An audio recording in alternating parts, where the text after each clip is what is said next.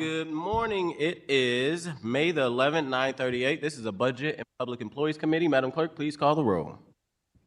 Alderwoman Sanier. Vice Chair Browning. Present. Alderwoman Velasquez. Alderman Devotie. Chair Aldrich. Here. Alderwoman Sanier. Alderwoman Velasquez. 3 present. With that, we have established a quorum. The next item of the agenda will be item number 5, Board Bills for Review, which will be Board Bill number 1, which is a FY27 fiscal year budget for the city of St. Louis. We're going to skip over to committee discussions. We have no resolutions for review, and the first item today will be the Water Division, followed by the Collector of Revenue, the Sheriff Office, a small break, Medical Examiner, and then we'll end the day with Information Technology Service Agency. So we'll get started and have our Water Department come on up, introduce themselves. Anybody else you have here from your team, we're pulling up the presentation, and then you can jump right into it. All right, good morning. Just make sure your mic is on, Director.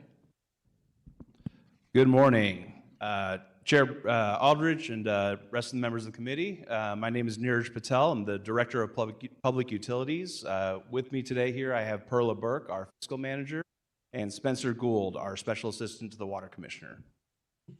So, we've got a presentation of our FY27 budget here.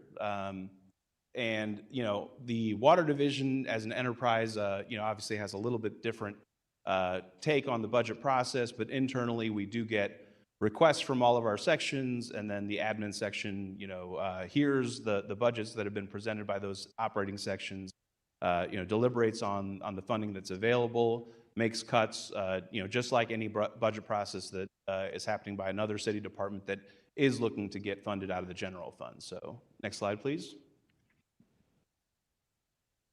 All right, so I always like to start with our mission. It's to provide safe, reliable, and economical drinking water service for all who live, work, and play in the city of St. Louis. Our mission drives everything we do, and our values, our vision are all tied into that mission. Next slide, please. Next slide. All right, so I mentioned that we're an enterprise fund of the city. What that means is that, our accounts cannot touch the accounts of other city departments. The general fund is not accessible to us, but we do operate on the fees that we charge, the revenues that we have as an enterprise to do the services that we do to meet our mission. We cannot actually take money from the general fund, and as such, all of our revenues are dedicated to the mission of providing safe, reliable, economical water. There are no profits. All of the revenues go right back into the cost to operate the system. Next slide, please. So that system that we have, it does cover, approximately 65 miles of St. Louis. We have over 90,000 service connections that are active, over 20,000 valves, over 15,000 fire hydrants, and over 1,300 miles of water mains. We do operate on pressure zones in the city. This is to provide the level of service with water pressure, amongst the major elevation changes in the city. You can see those highlighted in that map there. We do have 2 water treatment plants as well. Chandler Rocks plant at the north side of the city, and then Howard Bend plant out in Chesterfield that services the city from the west. We also have 2 storage reservoirs that have over 125 million gallons a day, or 1 million gallons of capacity, approximately equal to 1 day's worth of pumped water that we have today. Next slide, please. So I mentioned, those 2 treatment plants. They produce 129 million gallons a day on average. Just for some context here, that's about 1/1000th of the flow of the Mississippi River. And the flow in the river obviously varies throughout the day, but enough water to provide for the city of St. Louis passes by our intake at the Chandler Rocks treatment plant in about 80 seconds. And so there is a massive quantity of water coming through the Mississippi River. Similarly, the Missouri River water is equally impressive and one of the largest in the country. We produce nearly 47 billion gallons of water annually. This is a huge quantity, over 70,000 Olympic-sized swimming pools. I put some fun facts in there, but we do monitor and test that water from river all the way, out into the distribution system with samples that we collect daily across the city. We test for over 150 potential contaminants, approximately 27,000 tests performed annually by the 2 labs that are state certified for drinking water. Next slide, please. So we're going to dive into some of the sections. Our administrative commissioner's office, that's where I work out of. We have the overall direction of the utility and the HR along with IT functions. And then our distribution system section is, the crews that work out in the streets, our meter and tap folks, our dispatch, some of the engineering for our distribution section. They are responsible to maintain the water mains, the valves, the fire hydrants. They inspect for leaks. They provide taps for new services. They have to ensure that that system is ready to deliver that high quality drink to the customers. Next slide, please. Our finance section, because we're an enterprise, performs a little bit larger role than in other city departments. They are fiscal and budgetary structure and control. They maintain all of the books. They process invoices. They ensure that the finances are being reported adequately too, and they have a huge role to play in the annual audit that we get through every year. Usually without any findings of significant changes that need to be made. So. Our supply and purification section, that is the treatment plants. They are the producers of the drinking water.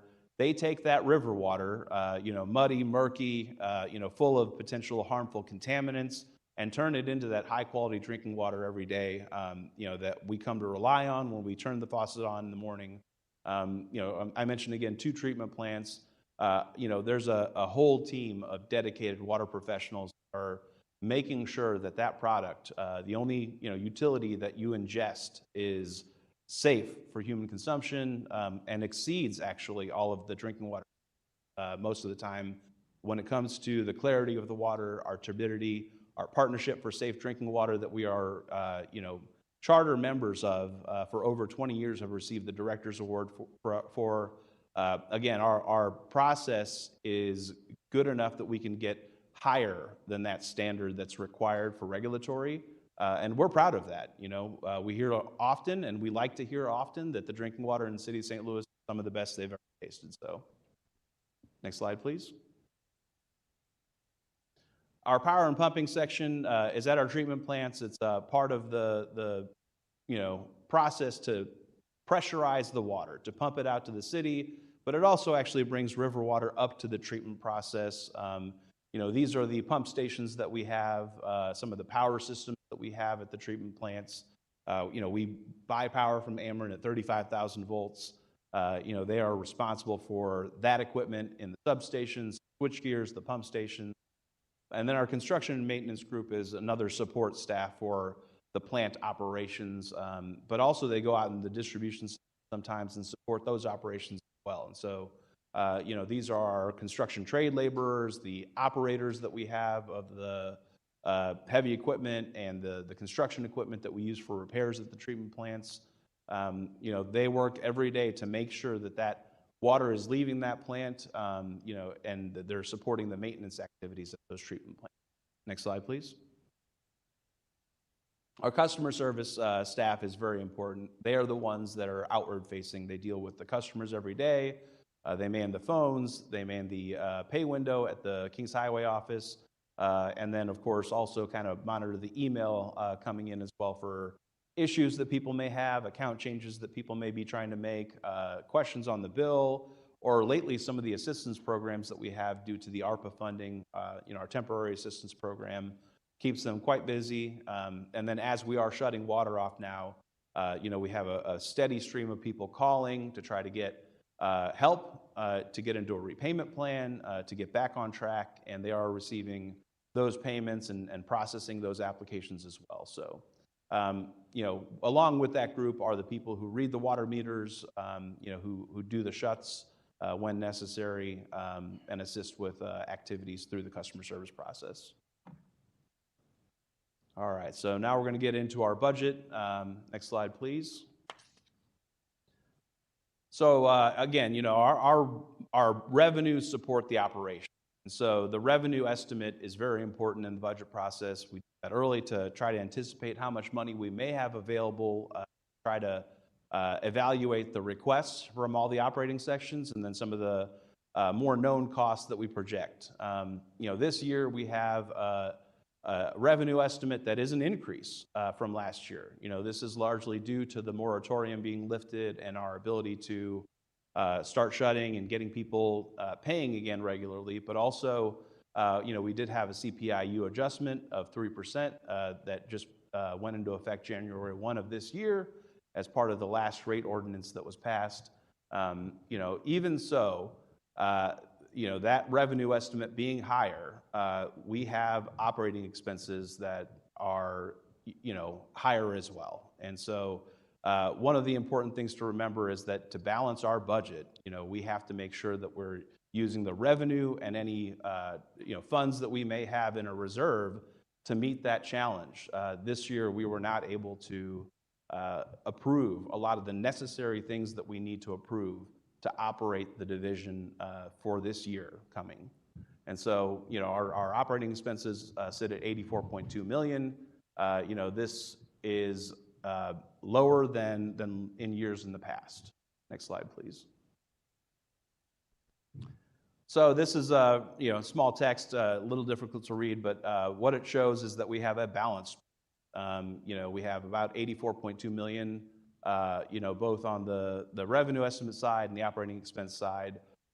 One of the big differences from years past that you'll see is that for over 7 years, we've been operating in a deficit. We've been borrowing from the Water Contingent Fund, borrowing from the Reserve Fund to make up that gap. We do not have that Reserve Fund available this year. That is why the budget is smaller this year. And so, we have had to cut things out from the budget, defer some known necessary things like, our treatment chemicals, our emergency anticipated spend, even down to our electrical power that we know we consume. Next slide, please.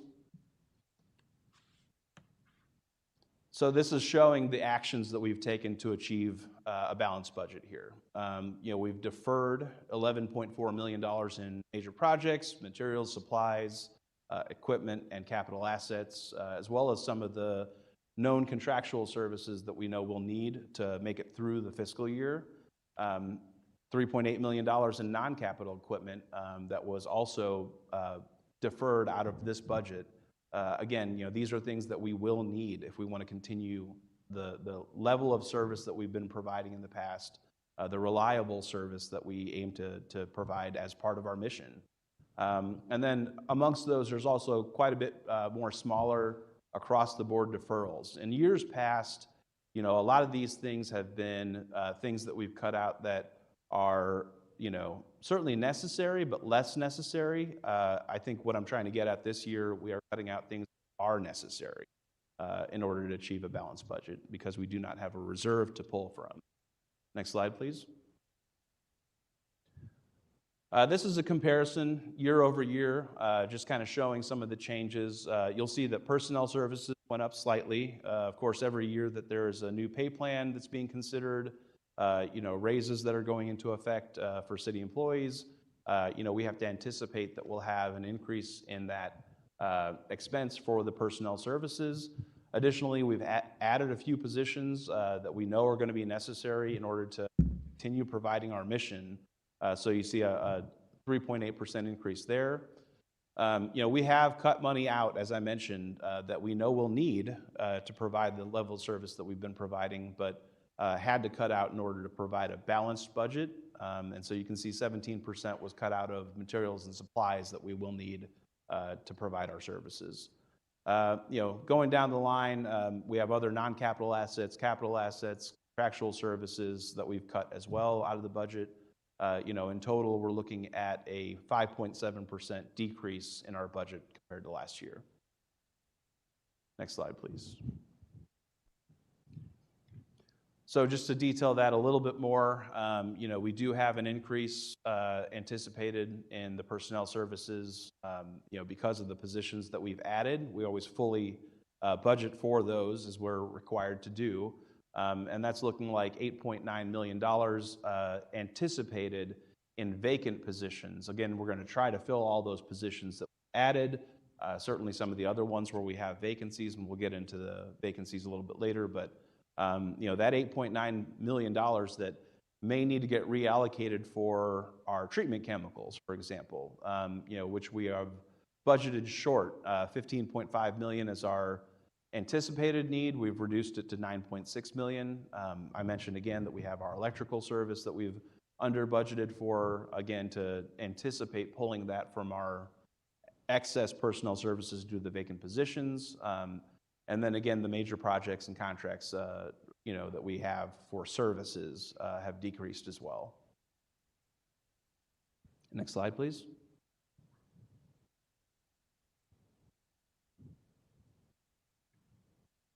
All right, so what this means is, this is not a sustainable budget we're presenting today. This is the budget that is balanced, based on the revenues that we are projecting, but it will not, have a component borrowed from a contingency fund that is depleted. It will have reductions and deferrals of necessary work that we do to provide our core services. It does not have enough money in there for emergency repair. So if we don't have, another revenue stream coming in after the fiscal year opens, we will have to decide which water mains that are leaking or broken that we can go without repairing, or what other expenses we can cut in order to make ends meet. I mentioned the treatment chemicals and the electrical power as well, and then it doesn't leave a lot of room for proactive maintenance or repairs, replacements of equipment that we know we need to replace that we've been stringing along past their useful service life at an additional expense because of that aged asset. We do have a rates and efficiency study that had been conducted. It's complete. You can find that on our website. We'll talk a little bit more about that later as well. And this is going to identify the long-term funding needs, to bridge this gap. Next slide, please. So, this line graph here shows our revenues and expenses. When we had the rate increase that passed, in 2023, it certainly started bringing those two lines back together. You see the expenses just started growing. The gap was quite large. In some years, we were borrowing more than $10 million from the contingent fund. And over the years, we have not brought those two lines together. You certainly would hope that our revenues are higher than our expenses, especially as we run out of that contingent fund. And you can see that our expense line, projected, it dives down. That is because we've reduced our budget here. We've reduced what we know we'll need to continue operating, providing the level of service in order to have that meet our projected revenue. Next slide. And this is just another way to look at it. This is our reserve fund. We had built it up over time, a little over $35 million, close to $40 million. And then we had those 7 years of deficits that we borrowed and borrowed and borrowed from that fund. There is no fund remaining anymore. And so, the emergency rate increase certainly did help in FY23, FY24. You can see that those deficits started to shrink, but we also had impacts from inflationary actions, impacts from rising emergency expenses because of the failures that we had and the repairs that were necessary. So, it just didn't do enough. I think in hindsight, we can see that clearly. At the time, it was thought that it would stabilize things. It just wasn't enough, and it was also reactive. That emergency increase was significant, 20% increases, effectively 44%. We knew we'd have to follow that with another set of increases. We were going to become, instead of reactive, proactive. And that's what we're working through with our rates efficiency study that we just completed and legislation that we're looking to put out there. Next slide, please. So the major categories we have, personnel services, you can see in this chart, year over year, we have to spend more to keep the division, staffed. and we've been making some strides in reducing our vacancy. You can see this year there's a large excess in that personnel services. That's where we anticipate having that $8.9 million to borrow from if we can't fill all those positions to make up for the gaps in the other categories. But I will say the gaps in the other categories far exceed that excess that we have in the personnel services. So materials and supplies, you can see year over year continues to go up. The equipment, a lot of times we'll make do with what we have, string it out a little bit further, keep that down as low as we can, but at some point you do have to buy new equipment, to keep that service provided. And then our contractual services is where we've seen some of the biggest increases in our budget over the years. This is certainly due to the emergency failures that we've had, the main breaks, issues at the treatment plants, and then some of the staffing that we have just can't handle all of that in-house, so we have contracts, to provide additional service there. And then the project work has been a little inconsistent there. It's really just what's absolutely necessary, what we think we can try to achieve, but we know we're continuing to have pressure from the inflationary actions, from the emergencies, and so it's been difficult to do projects on an annual basis as well without an infrastructure fund, that is capable of providing for multi-year projects, larger projects, and so you can see it's just down pretty low there. Next slide. Our chemical expenses are actually somewhat stabilizing.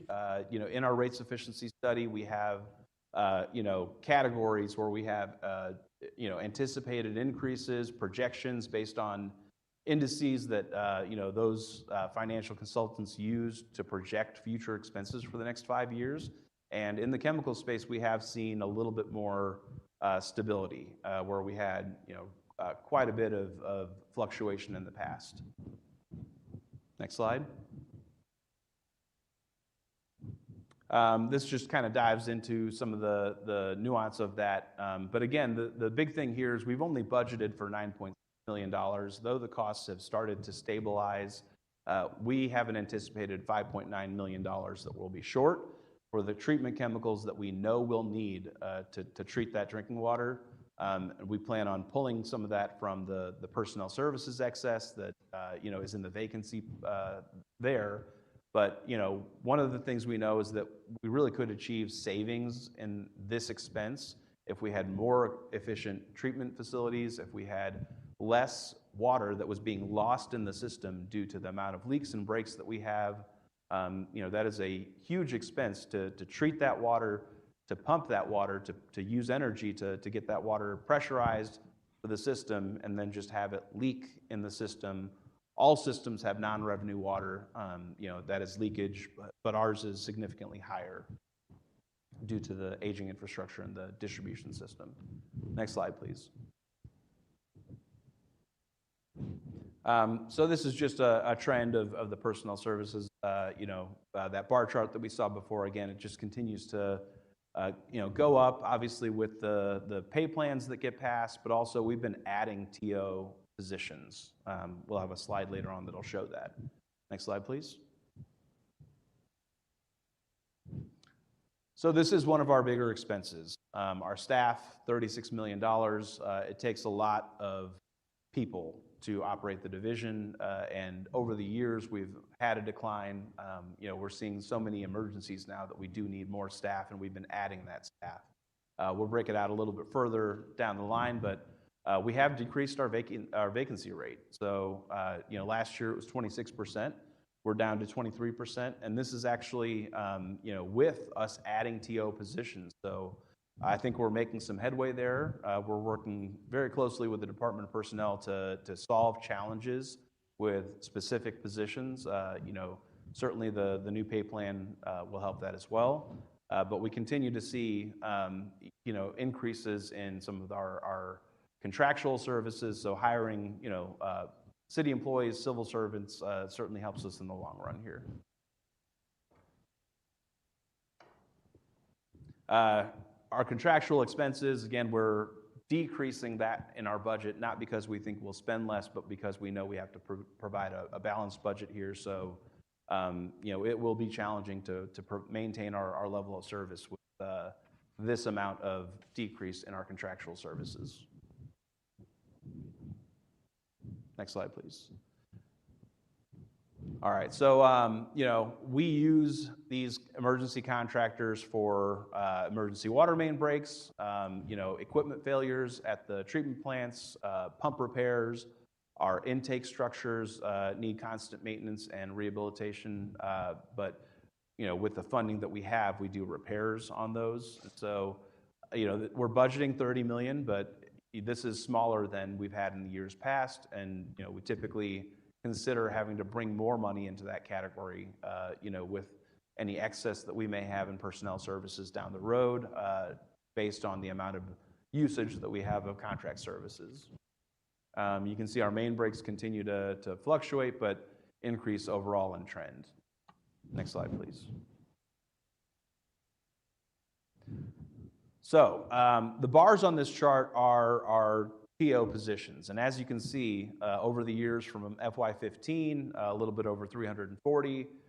In FY26, we are projecting requesting 378 positions in our TO. This is more than the 369 that we had last year, but even so, we've been filling these positions. We've been hiring at the Water Division. It's been very challenging with the competition that's out there. It's been challenging to retain our employees, but we have been working with the Department of Personnel to make progress here. And we've reduced from 26% vacancy to 23% vacancy, through necessary adjustments to salaries to retain employees that are looking for, other employment if they can't get a salary that is commensurate or competitive. And also the hires that we're seeing coming in, in order to fill these positions, we are having to seek approval for increased starting salaries for seasoned professionals, people with experience, in order to be competitive. Next slide, please. This shows within our programs, within our different operating sections, where the vacancies lie. It does vary some. We have higher vacancies in some of our trades positions, for example, 46%. It has been very difficult getting qualified tradespeople to come work for the Water Division. These are the people that keep the treatment plants operational, with the electricians, with the carpenters, with the machinists, the maintenance mechanics that work on our pumping units, and the people who help with the grounds, our water maintenance technicians who, for example, clean the settling basins that we rely on to settle out those solids in the Mississippi River. Next slide, please. I mentioned the TO changes that we've made. Again, we're taking a look, trying to right-size our staff, make new positions where necessary. We've added a new position in our water project management. These are staff that we'll need if we are going to do our water master plan, have a comprehensive, capital improvement program, and start doing some of that renewal. We'll need those engineers, we'll need those supervisors, we'll need those utility locators to go out there and mark the water mains, to help assist in managing those projects and do reviews of the designs for those projects. We've also added, some technical positions in as well. We're adding in more data processing manager with one addition there. We are really driving towards tracking our metrics, developing good data sets that we can action, changes on to improve our division. Next slide, please.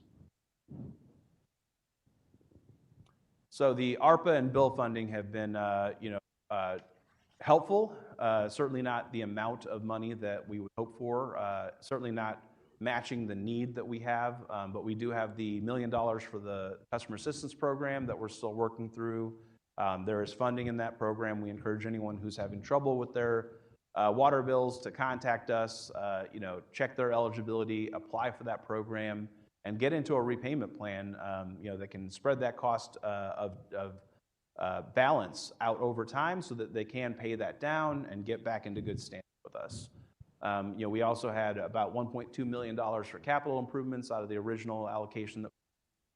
And then we were very grateful to receive a very necessary emergency infusion from Board Bills 160 and 161, $1.2 million for water infrastructure repair and replacement projects with the interest, and $5.5 million for the same, that is going to be applied to projects that we have done, completed, to replace revenues that we lost due to the pandemic.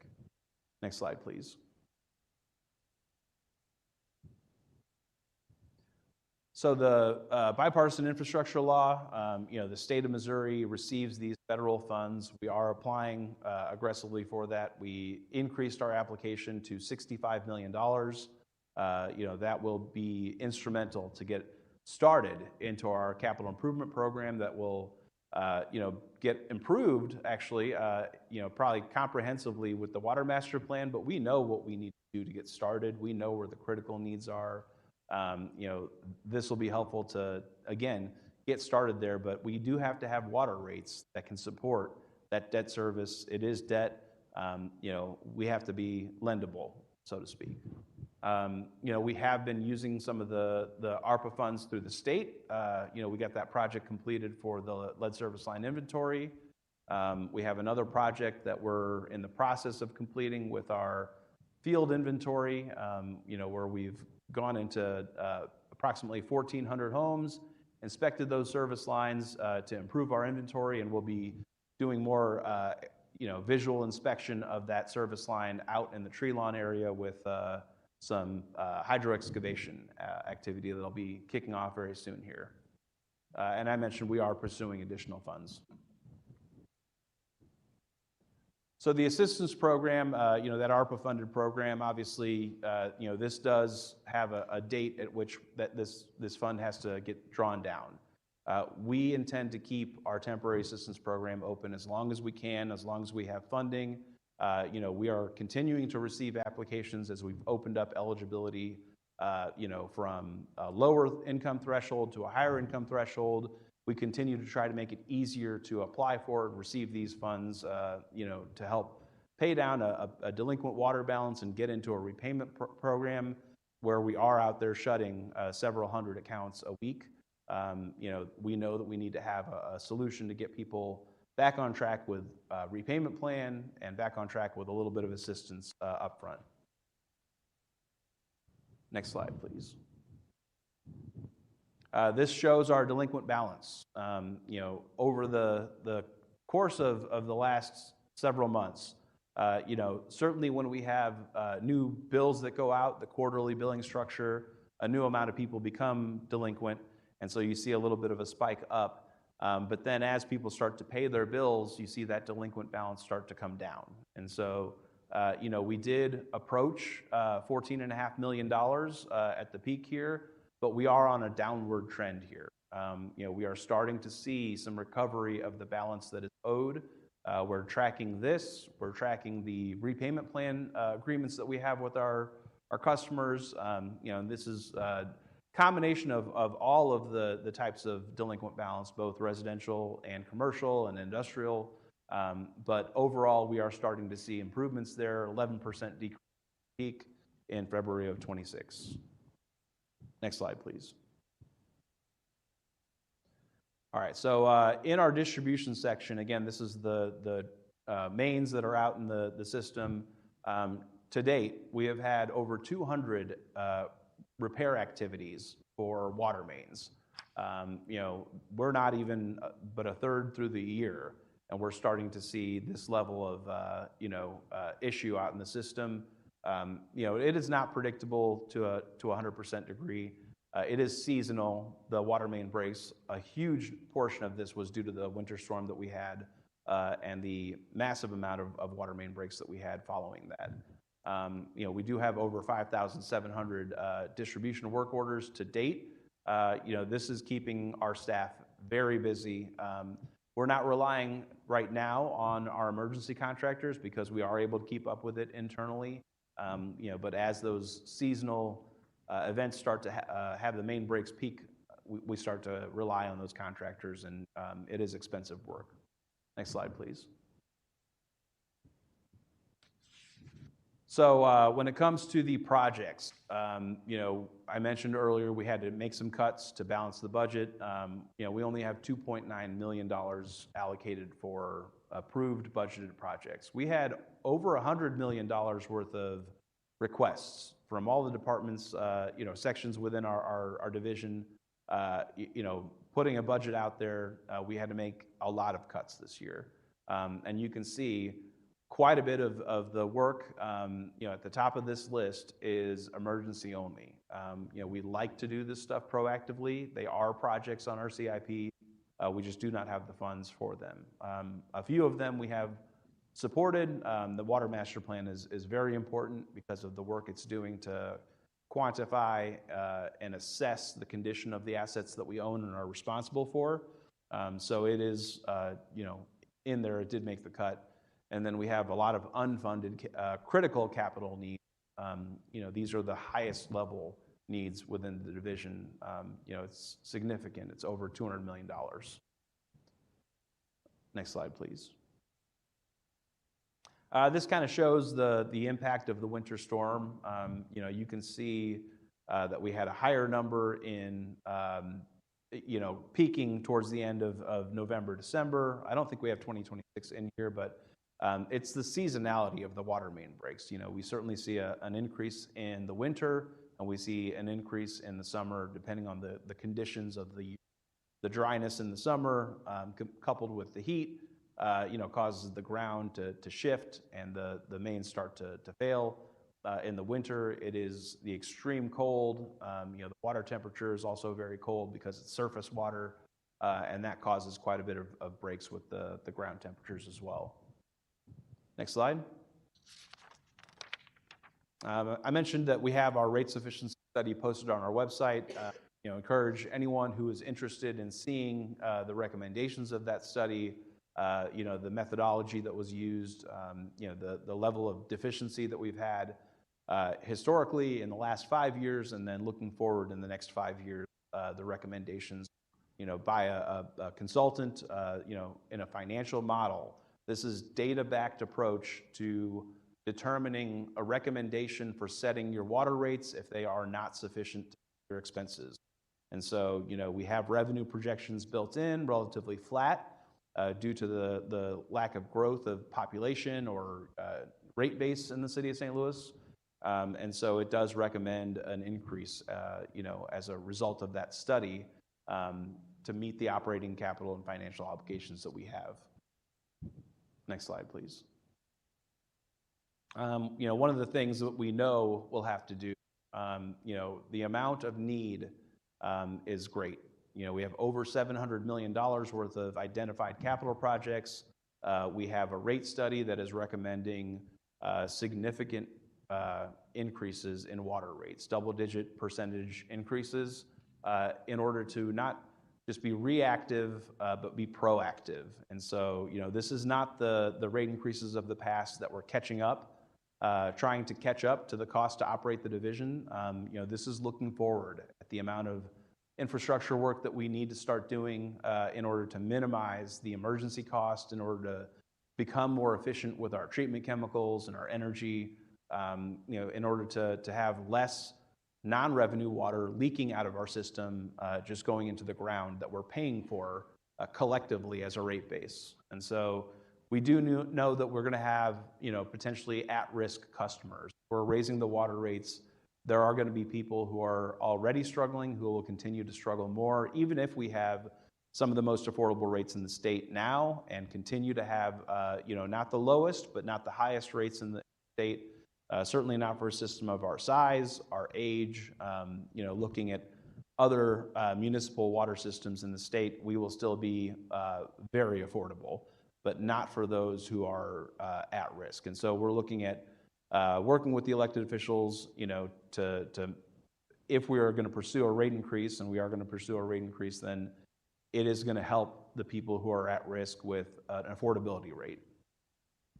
We also still have the temporary assistance program, but this will act something more permanent to help those in need. So that concludes the presentation. Again, safe, reliable, economical drinking water for all of St. Louis. That's what we're here to do. That's our mission. It drives us every day to continue, to provide that service, that essential service. And with that, I'll take any questions. Thank you, Director. Starting in order of seniority with Vice Chair Browning.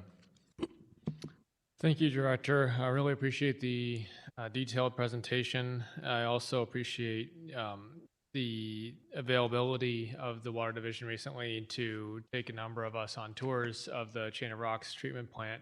I believe it was my colleague, Alderman Devotee, who wrote in a recent social media post that it's like stepping back in time to the 1960s. And it is in many ways, both in the neat ways and in the not so neat ways, in that some of the things that some of that equipment is from the 1960s and is clearly towards the end of its life. I heard from I've heard over the many months that we've been meeting with the Public Infrastructure and Utilities Committee, as well as multiple town halls all around the city, the vast need of the Water Division. And I have seen that things like the moratorium that was put in place, which wasn't the Water Division's fault, but you're doing the best you can under the circumstances. The rising costs aren't your fault, but you're doing the best you can to move money around and figure that out. The personnel costs and then the contracting costs on top of that. It's just thing after thing. And I think just what I've seen from your leadership, it's been excellent to pivot as much as you can, do what you can with what you have, which is the story of a lot of our city departments, but I think especially true of the Water Division. So my first question for you is, when was the last time your rates were sufficient to cover operation and capital improvement? Yeah, there was some years when the contingent fund balance was growing, but when I started at the Water Division, I was hired in to do significant project work. And what year was that? 2008. And just before a few rate increases that we got passed there, we had the contingent fund growing. But the order of magnitude of the projects that we were budgeting for, it was ambitious for the time. But again, you have to ramp into that. And so I don't think it would have been sufficient at that time either. With the increases that were passed then, allowing us to continue to grow a contingent fund. We had staffing issues that were happening at the time as well. So certainly before my time here, I don't think the rates have been sufficient because they've been some of the lowest in the state for a system that has some of the worst infrastructure in the state. And so that contrast, it just goes to show you that we need to think ahead. The level of increase that we just passed was another reactive one. And I think that the level of increase that we need in the rates to support a necessary rate that allows for us to do significant capital improvement, is going to be higher than the increase that we just saw. And that makes sense since you're having a budget for replacement of equipment for really updating this really old system at this point. And the average age of our water infrastructure right now, just the average age of our pipes is something like, what is it right now? Do you know off the top of your head? I don't know the age of all of it, but we certainly have a lot of pipe that is around 100 years old. What's the average lifetime of a pipe? Typically, you look at 50 to 100 years, but some of it is cast iron pipe, and it's installed in a way, and with the climate that we have and the surface water that we have, where you're probably tending to somewhere in the lower end of that scale. So you were operating over 7 years at a deficit, and then the moratorium was added on top of that, which really put you in a pickle. I want to talk a little bit about that repayment program. So $1 million. So you had over almost $14 million in unpaid rates that resulted in quite the lack of revenue. But only $1 million from ARPA was budgeted to help repay that amount. Is that correct? Correct. And that's structured in a way that people actually have to go out and apply for it, and then it's a one-time $500 credit to their account. And how much of that money has been applied to this as of today? It's somewhere just short of $300,000. So missing 14 million in revenue, only given $1 million as an option, but only actually received around 300 or so thousand. Yeah, the program remains funded. You know, we have significant funds left, and we're continuing to support that program and pushing people to apply for it. But correct, we haven't yet drawn that balance down in assistance that we have, and we still do have a significant amount of delinquent balance out there.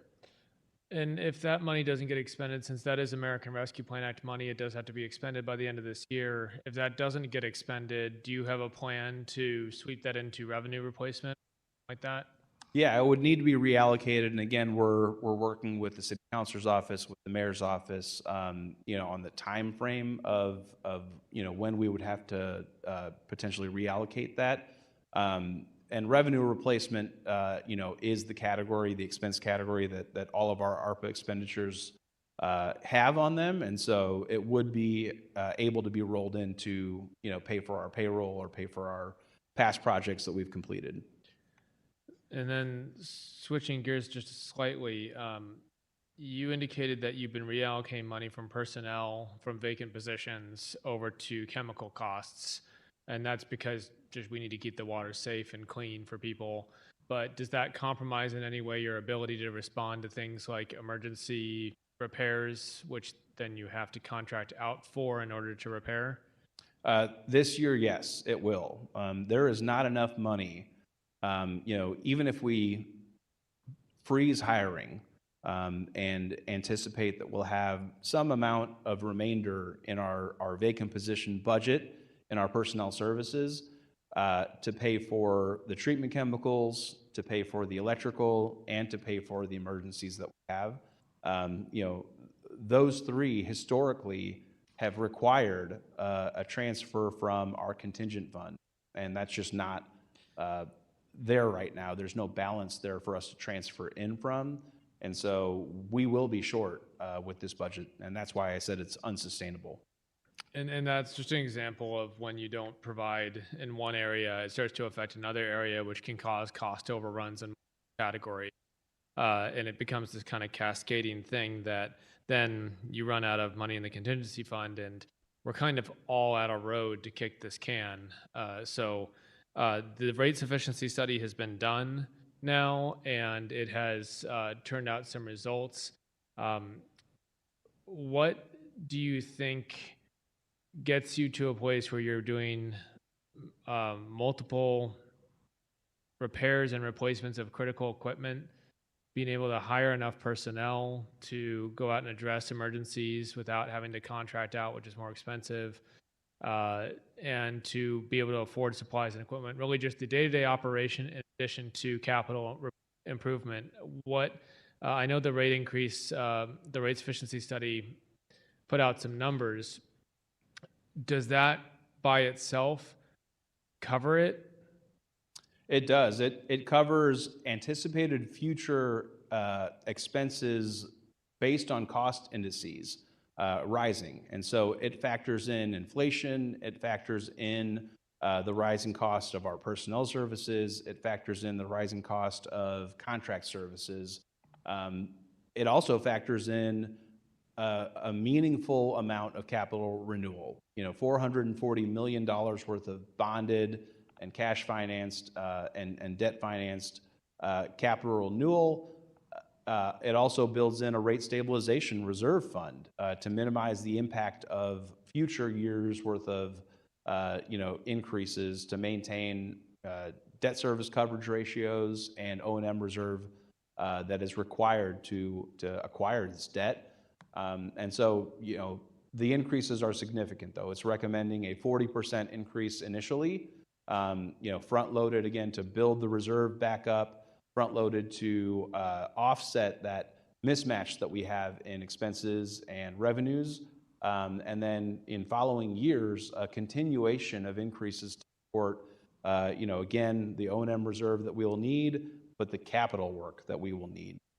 You know, as we start to issue debt packages to do the capital renewal with the water mains, with the you know, pumping units, with the treatment equipment, it factors all of that in with, 3 years of 6% increases, and then 2 more years of 5% increases. And so one of the only differences it provides an approach instead of 40% upfront to break that into, 2 smaller increases, just so that the ratepayers can absorb that, plan for that. So it does suggest 2 18% increases, which is what we're seeking support for, is the recommendations of that study. And we've been recently moving money over to keep you all alive while we figure out the rates and any kind of other assistance. But looking at this ARPA or BIL funding, the most significant number there, and I've heard you say over and over again, over $700 million of needs. The most significant number in this is the $5.5 million that we recently moved over, and that was an ARPA reallocation when other places, when other programs that we had funded failed to spend funds down. So we've kind of moved the leftovers over to the Water Division to keep them alive, but this rate increase is absolutely critical to not just making sure you continue to operate, but making sure that you can get on the path to financial solvency. Yeah, the ARPA, reallocations were certainly a lifeline for us. We still project a deficit through the end of this fiscal year without an additional help. But one of the things that we continue to do is take a look at our expenses, determine which of our projects, again, we can defer. We are not trying to run out of money. We're trying to make it through operating to provide the service, that we need to provide. We have a hierarchy of kind of, critical needs. Safety of the water, safety of our employees is at the top of that list. Reliability, comes next, and then we certainly strive to be affordable. But we've deferred these projects in the past, and we'll continue to defer projects as necessary, as able to make ends meet, to not run out of funds, to continue operating so that we pay our staff, keep water safe and reliable out of the tap. But again, we may have service-related issues with leaks that run that we will not be able to support addressing. Emergency water main breaks that are affecting service will have priority. You said you deferred a lot of projects in order to keep above water here. Excuse me, not meaning to make a pun there, but you deferred projects and deferred maintenance. I've always kind of I'm more on the side of buildings. I always refer to it as deferred maintenance is always a fancy word for neglect. Not to say that you've neglected the water infrastructure, you just haven't had the money to keep up. But what results when we defer a project is then we have a project that should have happened but didn't, and something else had to take priority. We're used to that in the city. We have to prioritize all sorts of things all the time. That bridge may be failing, but that bridge might be actively falling apart. So we have to fix that one before we can fix this one, that kind of thing. But I'm looking at the main breaks here, and I'm looking at the numbers. We're not quite finished with FY26 yet, but it's looking high. Do you think we're gonna set a new record for breaks? It's tough to say, but we've been trending up, and so I'd say it's not unreasonable to expect that if we have a bad winter, we'll have more breaks this year. I know you're talking fiscal year, so I do think that it depends largely on the weather the rest of the year here, and to some extent just if we have a run of them or get lucky. But no, I do think that over the years we've been experiencing more and more. So yeah, we're continuing to have a lot of pressure due to the water main breaks. And something really key there you said, I think, is the weather affects this. Yes. So the more extreme weather we have, the more breaks and problems with the system. Yeah, the year over year we've seen quite a bit more storms. The winter storms certainly have a big impact. This last one was one of the highest peaks that we've had, and water main breaks, certainly in a short amount of time as well. It really put a strain on our internal staff, plus a multitude of emergency contractors to be able to address these. And this happens regionally as well. I mean, there were certainly a lot of main breaks in the county, but with our aging infrastructure, with our lack of water main replacements, where we have a lot of breaks due to the age and conditions of that water main, we certainly have a lot more than the national average, than maybe what some of the neighboring water utilities have. We think we're a little over double. So the increased rates will help you hopefully reduce the number of breaks, but I think of the increased rates as like maybe you or your spouse got a new job and they're starting in 2 weeks, and so maybe they're going to make some more money at that new job, but you still have things breaking around your house right now that you need to get to, and so that future salary is great, and maybe you'll be able to take out some additional debt when that salary kicks in, but until then, you're not really able to do those projects that might be critical. I know we're discussing sending some money to the water division from the RAM settlement funds. What would that money be helpful with? I thought I heard you say $65 million just to get started, but maybe I misheard. Can you share Yeah, so right now, the application we have into the state for a state revolving fund loan, which may have some grant component to it, is $65 million. That is $20 million for water mains. It supports, the project to rehabilitate our intake structure at the Chain of Rocks plant. It supports a project to put in 2 new pumping units at our Howard Bend plant, and then some other smaller improvements that are necessary as well. One of our chemical systems, our lime system, certainly can use a refresh. A new facility to, store, process, and deliver lime to our treatment process is not a cheap project, probably in the order of $10 to $15 million. We have that in there as well. And so, you're right that we don't have that right now because we don't have a reserve fund. We don't have sufficient operating and maintenance reserves. Certainly don't have a capital fund. And so what the RAMS piece can do for us, if there's RAMS funding that comes to the water division, is provide immediate cash in an infrastructure fund that can be leveraged to go after those loans and have a stable amount of reserve in our system to continue operating as we're talking about. We won't be able to make it through this next fiscal year with the budget we presented. And so, it'll support potentially emergency repairs, but what we'd like to see it do is support debt service for, loans that are subsidized. And so it really can kind of extend and leverage, in multiple layers, the amount of capital funding and renewal that we can do. That is our goal, is to leverage any new funds that come in, especially in the form of RAMS dollars, to get projects done. Because those RAMS dollars are interest-free, whereas other loans have varying degrees of interest. And so not to mention, if you sit the RAMS funds, you can make interest off of them as well and, use that to spend. So I think when we talk about the RAMS money, what's special about it is that it's got no strings, it's got no requirements. Unlike federal money, which comes with lots of little conditions, or state money, which is controlled by the state, we can use this for whatever we need to, and in addition, it just comes without an interest rate.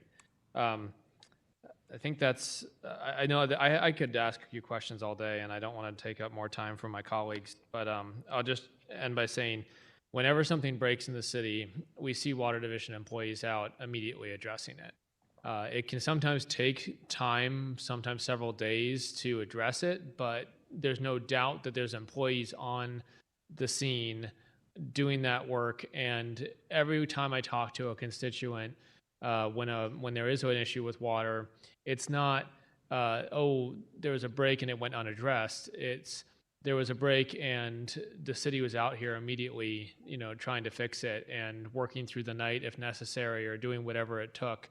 And I've heard nothing but good things, good compliments from constituents when it comes to Water Division employees, and just how dutiful they are, and how really the public servant aspect.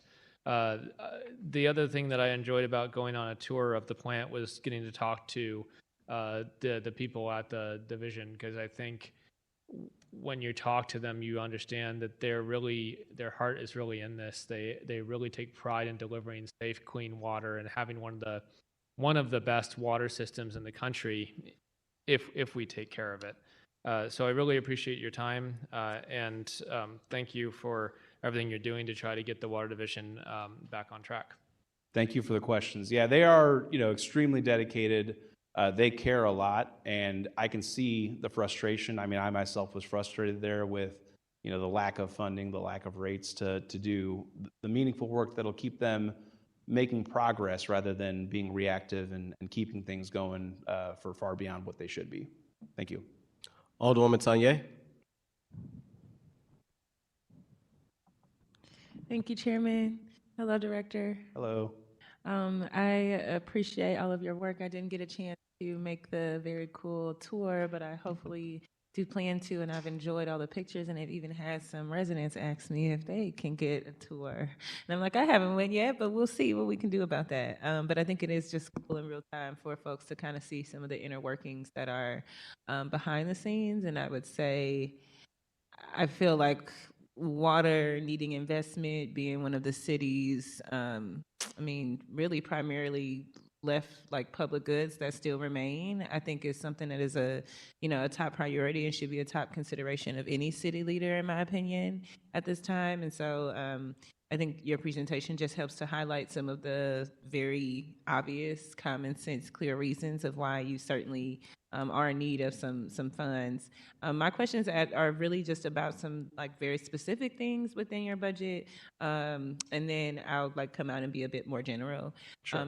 Just in terms of the rental and non-capital leases, I just had a specific question about the facility and grounds rental and leases. There's a couple of different amounts each year. So is this for where the chain is and like who's over that contract, or just any details about that? Because I see it kind of increases and decreases pretty sharply each year. Sure. So that's tied to a lot of the emergency repair work we do, but also just kind of regular maintenance work at both the plants and the distribution system. And so what happens is, we certainly have some construction equipment that we own, that we procured, through a capital budget in the years past, but we've been pursuing some leases of some of this equipment moving forward here. And then the rentals as well, these are things that we'll have to rent to support the main repair activity. These are things that we may have to rent at the treatment plants that we don't have that's functioning by way of cranes or equipment. And so year over year, we have seen an increased cost for that. And so it did go up slightly this year. And I guess that kind of gets to what Alderman Browning's question asks about just the increases in emergency incident.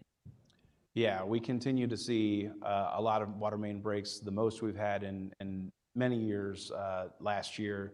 I don't like to project that we're going to break that, but it's possible, right? And so that comes with a lot of costs. Obviously, the contractual services, but the rental equipment and leases. Understood. And then taxes and licenses. Could you just speak to what some of your taxes and licenses are that you have to maintain? I see for FY27 that amount is for $7,915,690. Yeah, actually, I'd like to call Perla Burke up to maybe speak to some of that. Taxes and licenses. It was for FY26, it was $8 million. FY25 is about $4 million. FY24 is about $3 million. And this year it's a little bit under $8 million.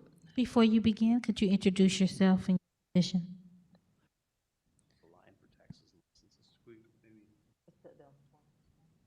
It's on page 208 in our budget book. Okay, I don't think I have the whole book here.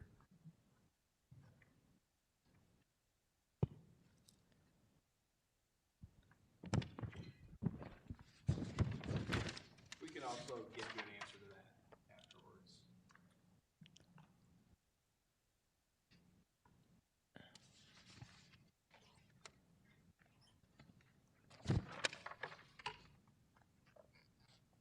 Right there. So the taxes and Could you license. state your first and last name, ma'am? Ms. Bird, The different. I'm Could you sorry. state? have to say your name, your full name, and your position, please. Yeah. So the difference is the. Oh, I'm sorry. My name is Perla Burke, a fiscal manager for the city of St. Louis. So the difference is that in fiscal year 2026, we originally have a higher budget that for a revenue estimate, and we restated it. We did a revision, but this was not adjusted. So it was like $86 million, and now it got reduced to 75 million. So the 8 million taxes was based upon the original revenue estimate, whereas this one here, the 2027, is based on a lesser revenue estimate for fiscal year 2027. So that's the difference. Okay. And my last question is just around water maintenance technicians. Obviously, they're high in need right now. We just got done speaking of all of the water breaks, and I know you and I have had several conversations, and I can imagine it's like that with you and Alder, given all of the issues across the city. But I just noticed specifically for FY26, it looked like you were budgeted for 79 positions. You filled 68.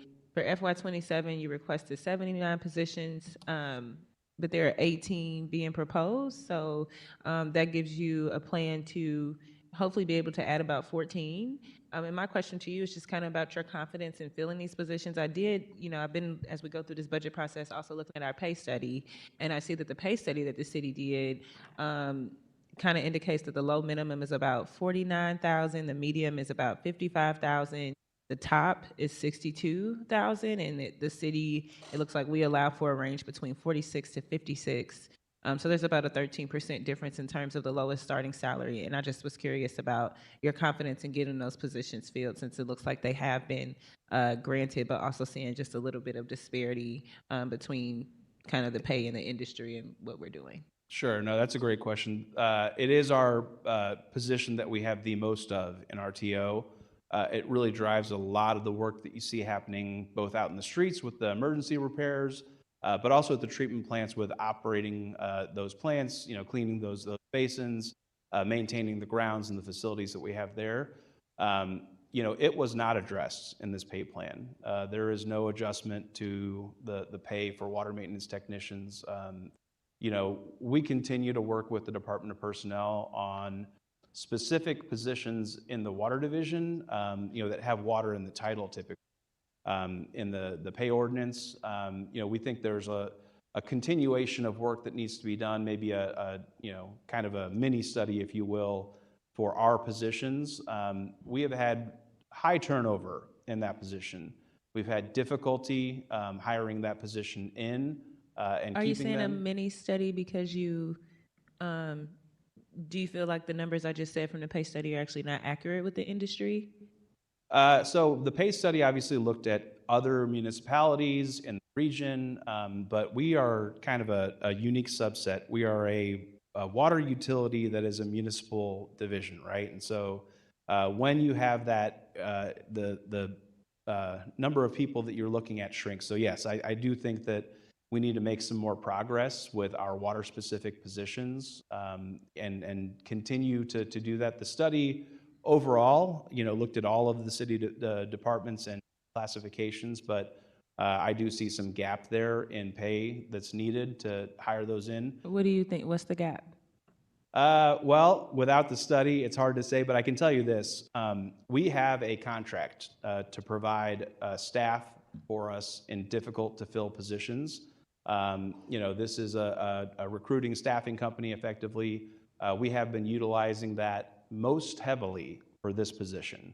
Obviously, we do have 79 positions on our TO. We have a number of them unfilled. We have difficulty hiring in qualified people with the pay, and so we are contracting a lot of people in for that position. They're not exactly temporary workers. They come in, they work for this contract company, but they work alongside our crews. They get paid differently. They get paid by another company, and so that is a problem, a gap that I do think They needs get paid a higher rate? they get paid a market rate to hire them in, and so they're recruited and paid. Market rate? It varies based on experience, right? So, we have certainly an interview process that occurs, and we know what the market rate may be for. Okay, let me ask you a particular- different question. Sure. Okay, so I know the reality we live in, right? We live Yeah. in a world of just everything public is usually very underfunded. I know all locals of government are having some unprecedented cuts right now. But let's just strip that away. Sure. And if you had a magic wand and you got to set a magic starting salary for your water maintenance technicians, what does that range to you? I don't have it off the top of my head, but I can tell you it's Do you have a higher than we- minimum? No, I don't. Okay. Yeah, I know it's higher than we are now, though, because again, we're having challenges there. And, one of the benefits of civil service too, this contract does bring, qualified, experienced people to come work for us in that role. But, after 5 or 6 months, they can apply to become a civil servant, which makes it very interesting because, they're getting paid what they're getting paid by that contract vendor, but also they're not getting the benefits that come with it, the pension, the other benefits that the city offers. And so there's a little bit of a trade-off there, but I know we could have very long conversations about the benefit of a pension versus, an hourly wage, which way. What you're mentioning with the folks who you bring in outside of your company, is that in the professional services? Is that? Yes. Okay. Yeah. Okay. Okay, and then this is just my very last, very general question. Obviously, we're talking about RAM settlement dollars going to the water division. I just thought it would be a good record to a good idea to put on record what's kind of along your lines with your question with Brown and some of the things that that fund would go to. Something that I have an interesting time explaining to constituents is that you guys are an enterprise fund, not a general fund, and so that makes how you work a little bit different, and like trying to explain to residents like what that actually means, and also in terms of your ability to unique ability to potential leverage other bonds and take out other funds and pursue other grants, but that it's also very reliant upon the city's financial standing and our credit rating, and specifically as an entity for you all as an enterprise fund. It's got a lot of relationship with your, debt to service bond ratio. Obviously, some of these things kind of get above the frail of kind of what, a lot of folks in the public on an everyday basis can tango, but I think it would be helpful if you could explain what the RAM settlement funds might be interested in. And also, when you talked about your water utility assistance help program, you mentioned the sort of like kind of hinted at the requirements for assistance. If you could also say what that is. Sure. So to start, the RAMS fund, certainly can help with the reserve issue. Anytime you're going after debt, and the type of debt that we typically go after as an enterprise is a little different because we have revenues that support our operations, our expenses, including our debt service. And so when you have revenue bonds going after, there are still requirements, by that lender to know that you're creditworthy. And some of those requirements are a debt coverage rate. They want to make sure that your net revenue is able to cover that annual debt service plus an amount of padding. And so the rate sufficiency study we did looks at 1.5 as a debt service coverage ratio. When we are looking at 7 years of deficits, net revenues doesn't exactly line up there, right? And so we can't borrow money if we can't promise that we can pay it back with our revenues and our water rates. So, that's one of the nuances, but you're right, it is tied to the city's creditworthiness too. And so when it goes through underwriting, when you're trying to acquire that debt financing, they will take a look at your credit rating as well as a city, but also because we're enterprise, they'll look at the revenue piece because it's a different type of bond that we go after. And so ultimately what that RAMS fund does is it helps alleviate some of the concerns for the creditor in what's called O&M reserve. And so we have to also have 90 days of cash on hand for operating and maintenance, that shows that again, we're good at saving money and have that for a rainy day if and when needed. That is something that is not in place right now. So as lendability goes, we would need to make sure we have rates that cover the debt service plus a factor, and also cash reserves that show that we can handle some kind of gap in an expense that comes up, an emergency expense. One of the things the sufficiency study also does is it goes beyond that to look at best practice to have a rate stabilization reserve, so that not only can we meet a gap in expense, but we could even meet a gap in revenue. If for some reason we have a down year in revenue, wholesale water is a great example of that. We certainly try to project and budget what we're going to get for wholesale water revenue, but any of those systems that draw water from us and purchase water from us are also doing their own level of capital renewal. Treatment facilities they're building out. We know that many of these contracts, they're growing in their cities, and they're working to maybe get a treatment facility that can handle their own needs. So that is a risk in revenue down the road. That rate stabilization reserve fund will address that to say that, hey, we can handle this down year without having an emergency rate increase that's necessary. And actually, for the assistance program, I am going to call my special assistant water commissioner up here to talk to you about the eligibility requirements for that program. He can certainly answer some questions. He's been helping tremendously in that space. Sure. Do you have a specific question about it? I apologize. I step out for a sec. My name is Spencer Gould. I'm the Deputy Commissioner of Water. Hi there, Ms. Sonia. Hi, Mr. Good. It's nice to see you in person. You're very responsive via email, and I appreciate that. I was just curious about the eligibility requirements for the assistance program, specifically in terms of income and those types of considerations. For the current assistance program, it currently is 80% of median household income.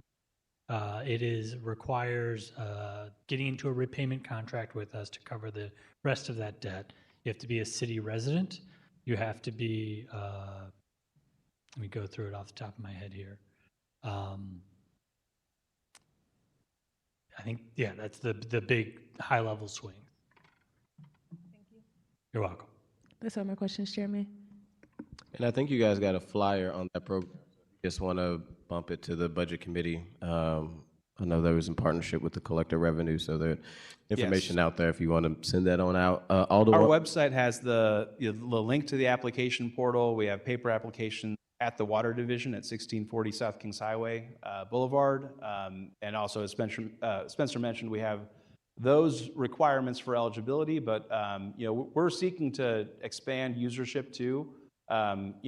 Delinquent balance is also another component to that, and so you have to have a past due balance on your water account, and it's up to $500 per account. So if you have a residential water account and you had a $300 balance that you applied for in the past, you still have $200 that you can apply for if you fell behind again and have that delinquent balance. Alderwoman Velasquez.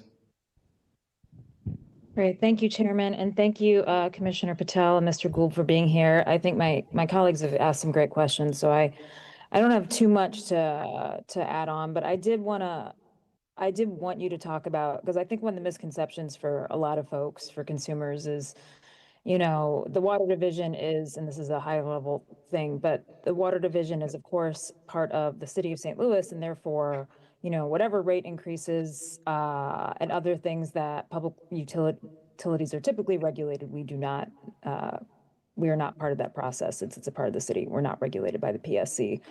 And we know that there's a need for water rate increases, but can you just talk about what the 3-year, 5-year, and 10-year outlook is for, our capital needs and also potential water rate increases, and how other utilities might do it since we are not regulated by the PSC?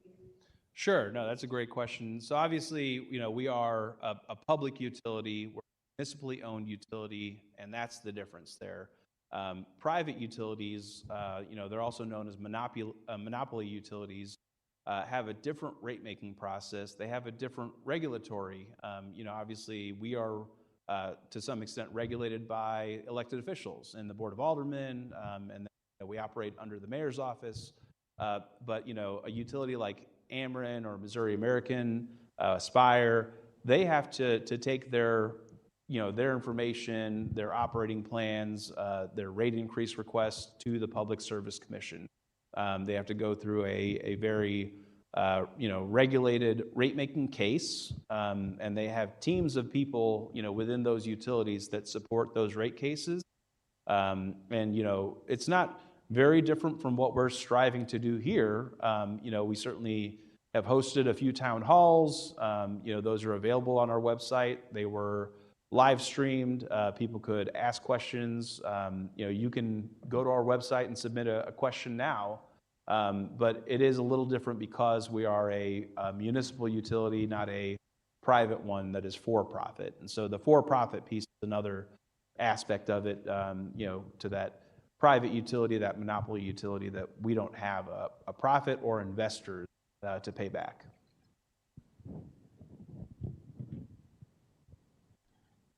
Alderwoman, you on mute? Thank you. Yep. And then can you just talk about, you mentioned that, of course, the 2023 rate increase was reactive and sort of and was an emergency rate increase that we're looking at. Rate increases, again, just to start to be sustainable. But can you talk about what that looks like 3, 5, and 10 years out? Or if you have 2, 5, and 10 years out, I don't know how you're. So the way and I'm going to start with the rate sufficiency study because this is what we're basing off of. Again, it's a study that took a look at 5 years of historical revenues and expenses. It identified if there was a need for an increased rate, if there was a gap there, and then it built a financial model based on that and 5 years of projected future revenues and expenses. And the future expenses did require a CIP, a capital improvement program, that dictates when that maybe debt issuance or cash financing, bonds, are going to be released on what schedule to provide for what amount of project work in coming years. And so looking at that CIP that we gave the consultant, the amount of work that we know we need to do, and putting together a schedule of that work, our internal capital improvement program, effectively, it is looking at a gap, a deficiency in existing rates to cover the cost of existing expenses. And so it had to address that. I'll call that bucket one. Stabilization, solvency of the current operation. Secondly, it was looking at things like an O&M reserve that was non-existent and needs to be built back up. It's looking at a rate stabilization reserve that's non-existent and needs to be built back up, and then the future project work that I mentioned. So what it's looking at is saying that we'll need a 40% increase initially, and then 3 6% increases each year following, and then 2 5% increases each year following that. It has about a 5-year period. And what that looks like, though, is doing $440 million worth of revenue bond, cash, other financing means, including maybe a component from the RAM settlement funds to help, minimize that impact. But, $440 million worth of projects is not going to be supported by the RAMs. These are bonds so that we can spread that cost out over time, and it can be, absorbed, paid for over time rather than all at once. But it is looking at bringing in an additional $60 million into our budget to satisfy those 3 buckets that I mentioned. And ongoing, that'll look like the ability to continue to do what we need to do to operate. But the difference there is that we will now be able to replace, 110, miles of water mains and replace pumping units that are well past their life and put in new treatment facilities that'll minimize our chemical expenses. And so really what that CIP is going to end up doing is, reinvesting back into the water system, into assets that are past their useful service life and are expensive to continue to maintain and get those savings, going down the road to ensure that we're sustainable for the next generation of St. Louis. Thank you, that's helpful. Just a couple more quick questions. As far as you know, utilities regulated by the PSC, for instance, is there a minimum percentage or amount that they're required to keep in reserves? The industry standards, sometimes talk about 90 days of O&M reserves. Some more aggressive standards can go to 6 months, 180 days. With where we are now, the rate sufficiency study projects initially with that 40% increase, trying to get to 45 days of O&M reserve. And then, the next iteration gets us to 90 days. And all of that also annually takes a look to make sure that our debt service coverage ratio never drops below, what any revenue bond is going to ask for, which is a coverage ratio of 1.25 to 1.5. And so certainly early on, as we get that initial amount of money and start building a reserve fund, it'll look like a very high coverage ratio. But towards the back end, once we've started doing those, debt issuances, it drops back down to, to cover the 150% threshold that we need to cover. But it shows that all of the increases that it's recommending are necessary to do that level of capital work that is in the CIP. And so, we're not going to ask for more than we need, but we do need to ask for enough that we can get started on all of that and maintain those indentures of trust with those lenders that are lending money to us for the work. I appreciate your time and your questions and your level of preparedness, and I have nothing else. Thank you. Thank you. Thank you, Alderman Devotie. Yes, thank you, Chair. Thank you, Director. I'll be very quick because I know we're about 35 minutes over right now. I think in 25 plus years of practice, I've learned that the most dangerous question in the world always starts with, I have one more question to ask. Real quick, throughout your presentation, you have used a term of art, TO. For those folks who are watching, will you explain what a TO is? Sure. So that is our table of organization. It is the roster of staff, civil servants that we employ at the Water Division. And, when we refer to the vacancy rate, it's the amount of positions that we have unfilled. And so over the years, as budget cycle goes through, we ask for more or less to right-size the division. And, we are in a period of growth. We have a lot of work ahead of us. We know we need to be ready for that with our staffing. There has been a lot of discussion about the rate sufficiency study. Again, for those folks at home, my memory is that you and Mr. Gould are appearing before the Public Infrastructure and Utilities Committee on Wednesday afternoon at 3:30 in this room, are you not? Yes, that's correct. And the focus of that particular hearing will be an in-depth discussion of the sufficiency study and how it affects the operation of the water department moving forward. Is that fair? Yes, it is. I have one, and I think this should be a brief response. I have gotten a number of questions from constituents about if rate increase goes through, where do those funds go? In other words, do they go to the city's general revenue, or are they kept in the water division? They are kept in the water division, are they not? Correct. They'll support our operations and our capital work that we need to do going forward. Okay. The other comment I want to make, and you made I think a good presentation, which I very much appreciate with respect to the collection on delinquent accounts. Thank you. That's been in my craw for a long time. I appreciate the work of the division. And then finally, you made comment about various, from a budgetary perspective, various reductions that would need to be made, one of which are long-term, not long-term, but essentially proactive work. And I think if I picked up on any theme today, it's the idea that this division is moving from what for many, many, many years, the active response to emergencies, to the want to turn the corner and actually start to plan and execute improvements on a proactive basis, correct? Yes, that's the plan. And looking back as far as mid-January, and I'm sorry to cut you off, but I'm trying to get done here. Looking back to a discussion you and I had in mid-January, when we talk about the need to move from being reactive to proactive, that starts on a very basic level of dealing with projects that require to the tune of $16.4 million to replace 2 pumps and additional work to the tune of about $28 million to deal with 63 of the worst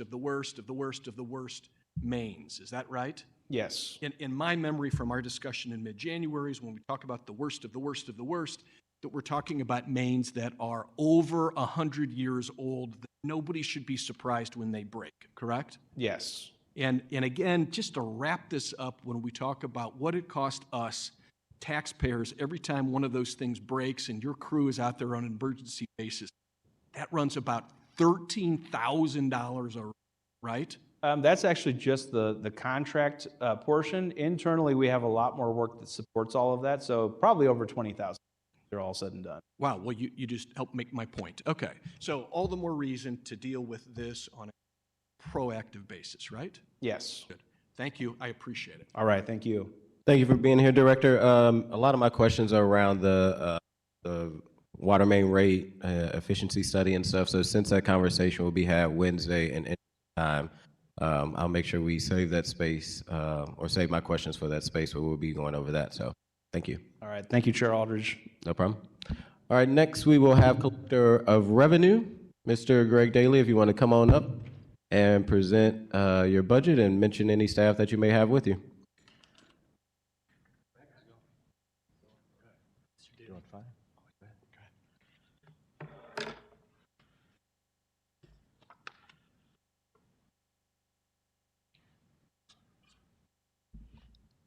Good morning, Mr. Chairman and members of the Budget and Public Employees Committee. My name is Greg Daly. I'm the Collector of Revenue for the City of St. Louis. With me this morning, I have our Chief of Staff, Mark Stoff, and also with us is the Assistant Collector for Refuse and Water, Rachel McClure. She's in the back there. So if I could I just make a presentation, or is this the way it starts? Yeah, however you want to make it. All right. The Office of the Collector of Revenue is a fee-based county office. For reference, we run on a fiscal year beginning with the first Monday in March as prescribed by state statute, while the city's fiscal year begins on July the 1st and ends on June the 30th. Collector of Revenue is responsible for collecting real estate taxes, personal property taxes, earning and payroll expense taxes, water fees, and refuse fees. Collections made by the Collector of Revenue are distributed throughout the city to support various public services, facilities, agencies, and funds. The earnings tax is the biggest funding source for general revenue, comprising over 1/3 of total dollars.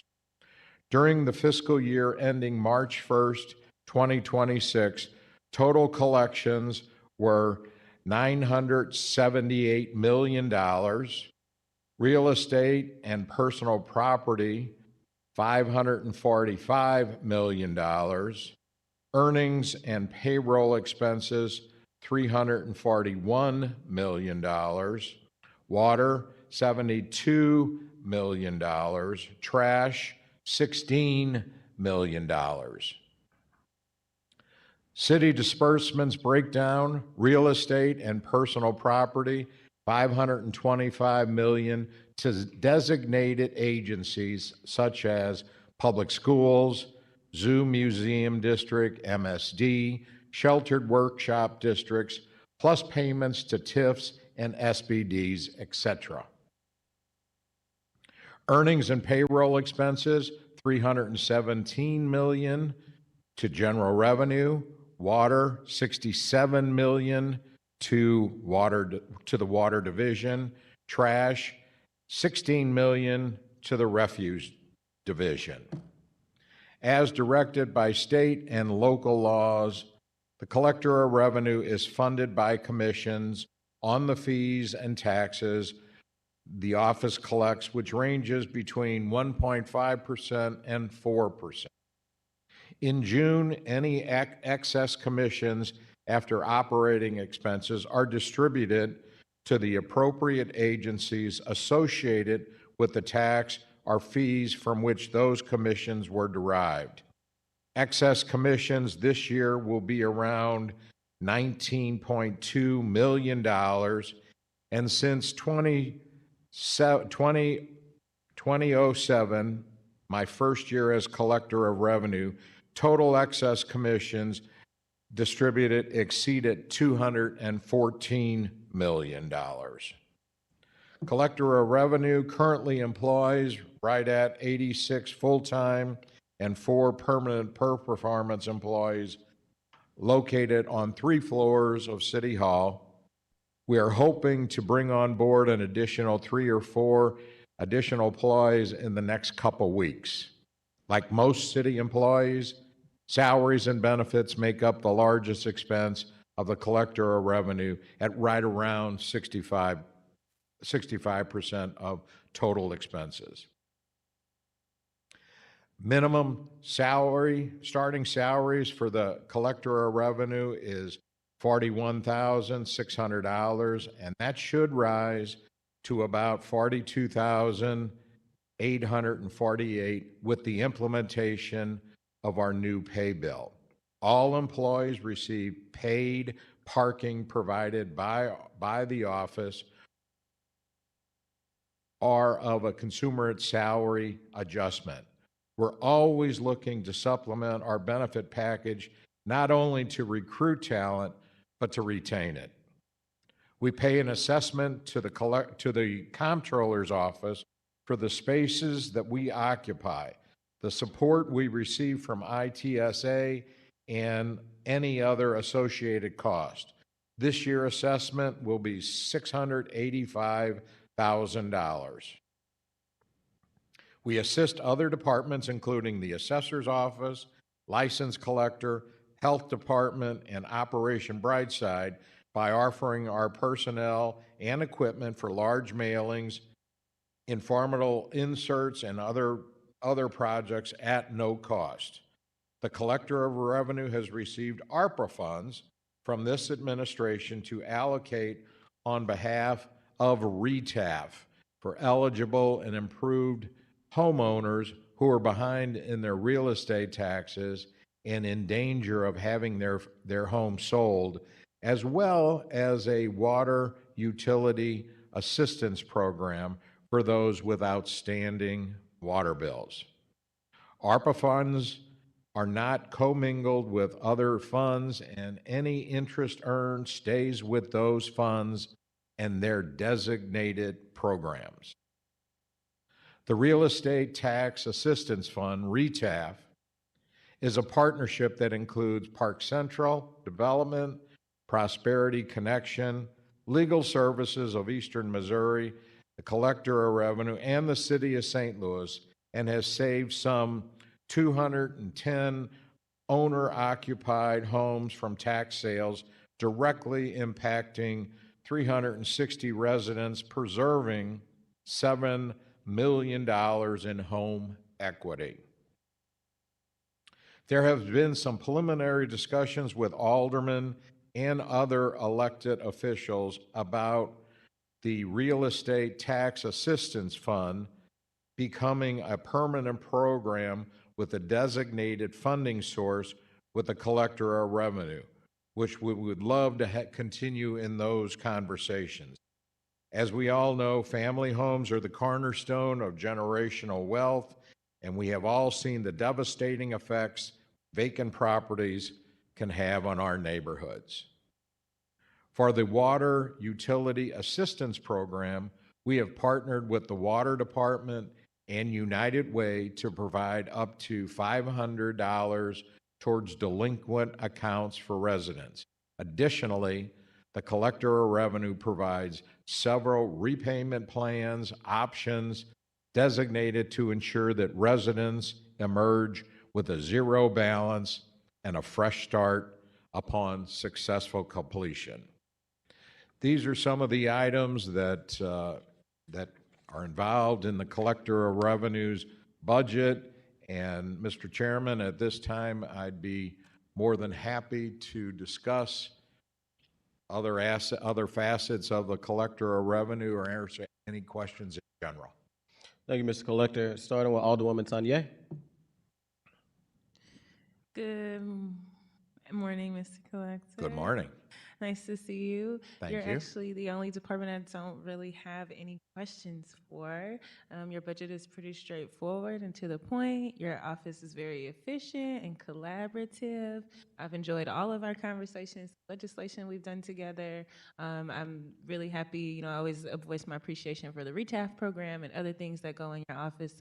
I don't have any questions. I just appreciate your service to our city. Well, thank you very much. On behalf of the Collector of Revenue, we very, very much appreciate those comments, and I'll share them with our staff. Alderwoman Velasquez. Thank you, Collector Revenue. I don't have any other questions for you. We saved all our questions for water, apparently, so thank you. Thank you. Thank you, Alderwoman. And no questions myself. Echo what Alderwoman Sonye said. Thank you for, one of the things I always appreciate about the office is how you guys are turning a lot of stuff to digital, so people don't have to come to City Hall and cut through all the red tape to try to, get their business done. I think if people want to pay their property tax or personal property tax or whatever other tax there is, real estate tax, is it Pay Forward they can go to be able to pay it online? Is it Pay It St. Louis? The tool that we use is called Pay It St. Louis, and we have had that in effect for 7 years? 10 years, I'm sorry, which has really, really helped as far as collections go, but most importantly, it makes it so much easier for the people to pay their bills. We all get lost every once in a while. Pay It is something as a reminder, a constant reminder, giving the taxpayer a constant update on what they owe or what we expect as the Collector of Revenue. So it works out extremely well. Trying very hard to implement Pay It St. Louis in other departments throughout the city. We have brought a couple of departments to the table: license collector's office, building division,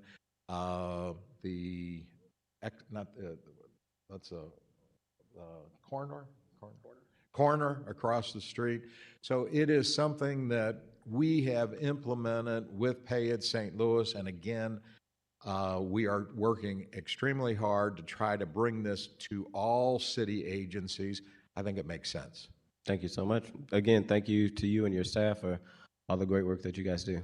All right, Mr. Chairman, thanks so much. And to the members of the committee, thanks for the opportunity. Thank you. Moving along, trying to catch us up a little bit, we have the Sheriff Department here.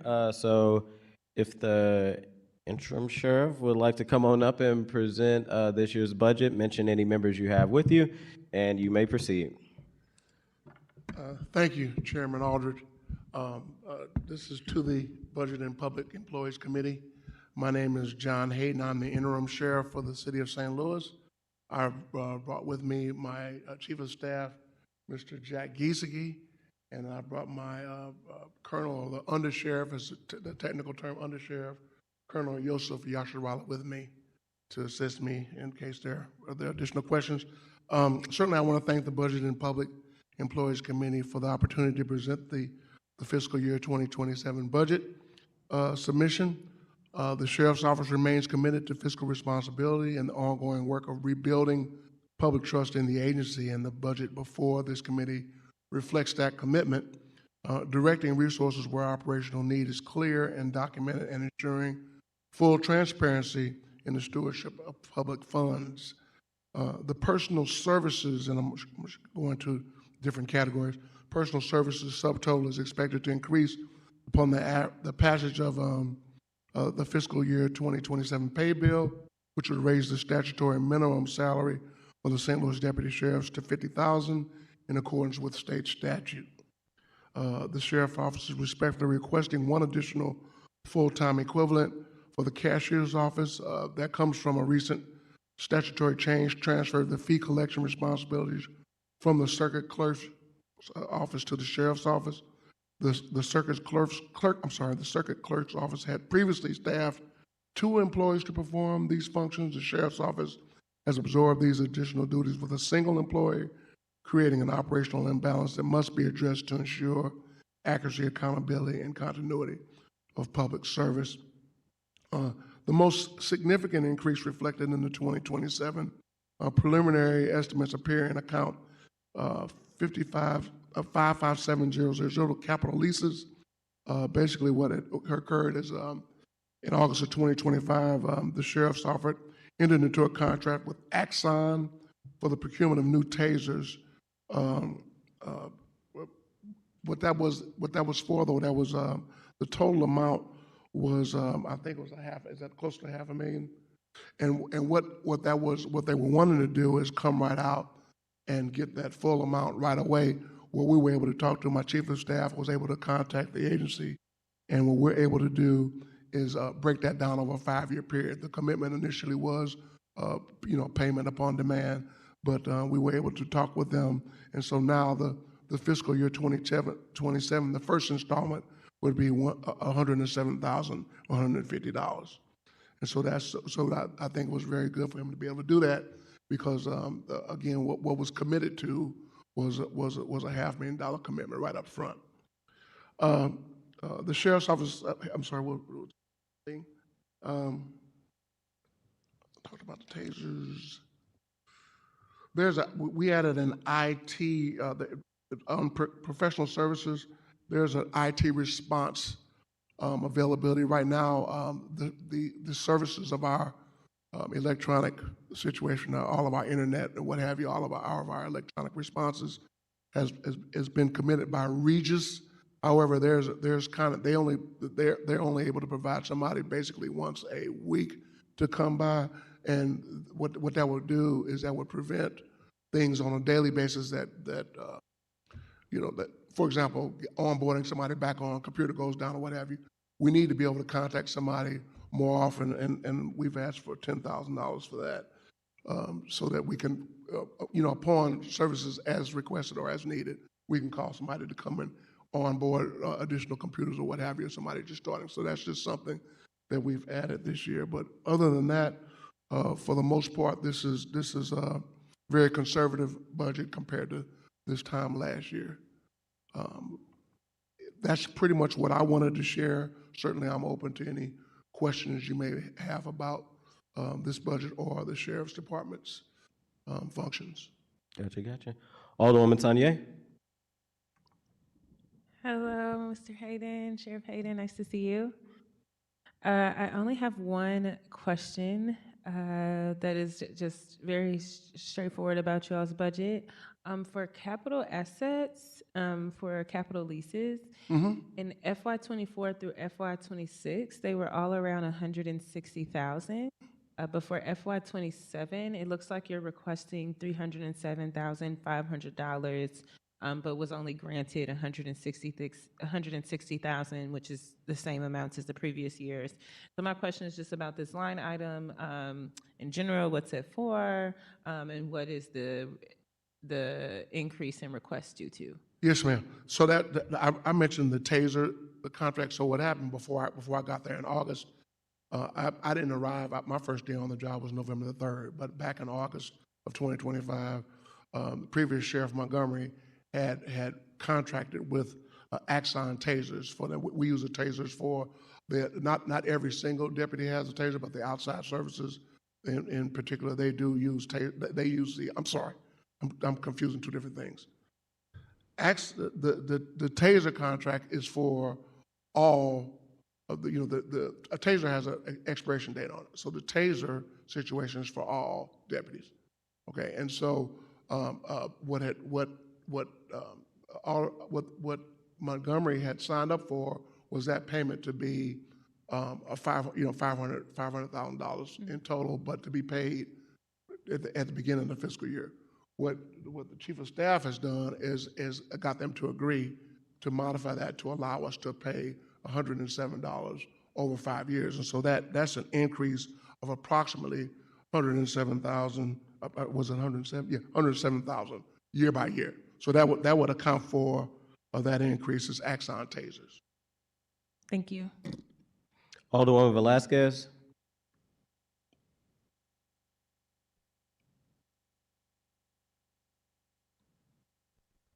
Is she online, Madam Clerk?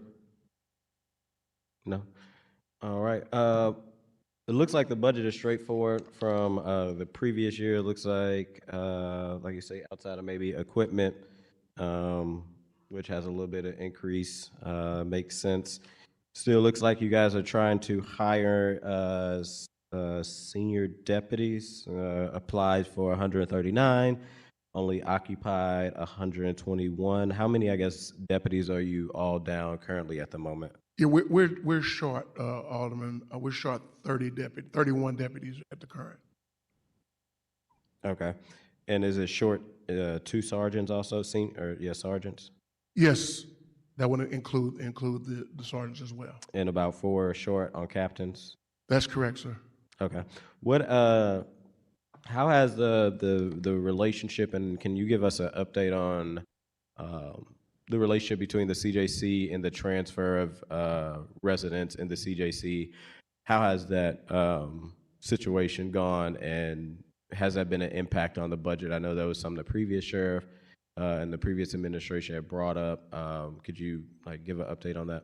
Yes, sir. So one thing that we've done is that we utilize overtime, so we moved some monies from our general salaries fund and put it in an overtime budget to assist us with the hospital detail. We start off with 18 or so deputies on the detail, and our ability to be able to call other deputies in, when they call them from off duty to come and assist us. So that was a $100,000 shift. We've actually this budget, and that was from the current budget. So we just shifted from one category to another and created an overtime budget. What we've done this time, though, is that we've asked for $50,000 ahead of time, kind of anticipating the ongoing need for being able to call people from home, which is I think is something that's certainly worthwhile. It makes it kind of adds a little salve to a kind of a pretty demanding situation. The relationship, Alderman, as you asked, is going well. I think you could. Commissioner Hayward would agree with that it's going well, in that we're providing 1-for-1 for each hospital detail. That does not include anybody that the police department. So in other words, in order for us to be 1-for-1, a person has to be already after the 24 warrants have to be issued. So there are occasions, though, when we're providing a full service for the police department before warrants are issued. And so an example might be somebody that was injured during the intake of police officers. We're going to handle that detail on our own until warrants issued. And if that person is critically injured in some kind of way, we're going to continue to have that until they're actually brought to the Office of Corrections, until they're actually brought to CJC. So some of those details are ongoing. We have 3 or so that we're providing all of the detail for in time. So at those situations, we're not able to do 1-for-1. The sheriff's department has to supply all of that until warrants are issued. But I would tell you that it's going well. I think that Commissioner Hayward would agree with that. We're managing. I mean, there are times when it's really tough, but we're managing that. We are willing to go down to the wire. Colonel Yusuf Yasharala has actually been there himself. I've been on the way, and so we're doing whatever we can to manage that. I would ask for an opportunity to come before the Board of Aldermen at some point with some different options. I know that so at one point, South City Hospital had a ward that would cut down significantly the number of people that we assign. Right now, we're talking about 2 persons per person sick. And that goes from anything from somebody needing insulin to somebody needing a few stitches because they cut themselves. So, you know, it sounds pretty simplistic, but if you imagine if you got 7 details and you have 14 personnel between agencies out there, that's until that person is released. And so that's 42 bodies a day assigned for hospital details. What we would like to come up with is some opportunities for way less people to manage those hospital details. Again, there have been times when I think it was South Point Hospital had a ward where we can have maybe only 6 or so deputies maintaining that whole thing, which would cut down the number of deputies and correction officers supplied. The other thing that would be is that if the infirmary that they actually do have, if that could be fully staffed, for example, I know that doctors do not work there on the weekends, and so those are things that could be done, I think, that really cut down on manpower. To imagine 42 people involved with 14, round the clock is a lot of people, and I think that is, what we're doing right now. Although it's working, it's probably a lot better. We could do a lot more efficiently if we set aside some hospital space or increase the medical coverage at the current infirmary. Gotcha. I would say for those conversations, either if it's you or your chief of staff may want to reach out to myself and Brent Ryan, who's the chair of public safety. I know we would definitely be willing to have those conversations. Alderman Devoti. Sheriff, I don't have any questions because I missed your presentation. I apologize. Step out. I will say that then, since you're becoming sheriff, I'm a baseball fan, and you remind me of a very good home plate umpire, meaning that at the end of the ball game, nobody knows your name. Because the game has been called so well. Yes, sir. You know what I mean? I appreciate that. So thank you for your service. All right. Seeing no other questions, thank you, Sheriff, for being here and your team and being a little patient as we was catching up from the water conversation. Thank you all. Thank you, Chairman, and we appreciate the opportunity to come before you. And again, we will be coming forth with some additional options for the city. And I think it'll be something that we can all appreciate. Absolutely. Thank you. All right. With that, I'll take a motion to go on break to 12:30 when we come back from the medical examiner. Second. Moved by the Alderwoman from the 7th, second by the Alderman from the 5th. All in favor, aye. Aye. Motion carries. Or all in favor, no. Motion carries.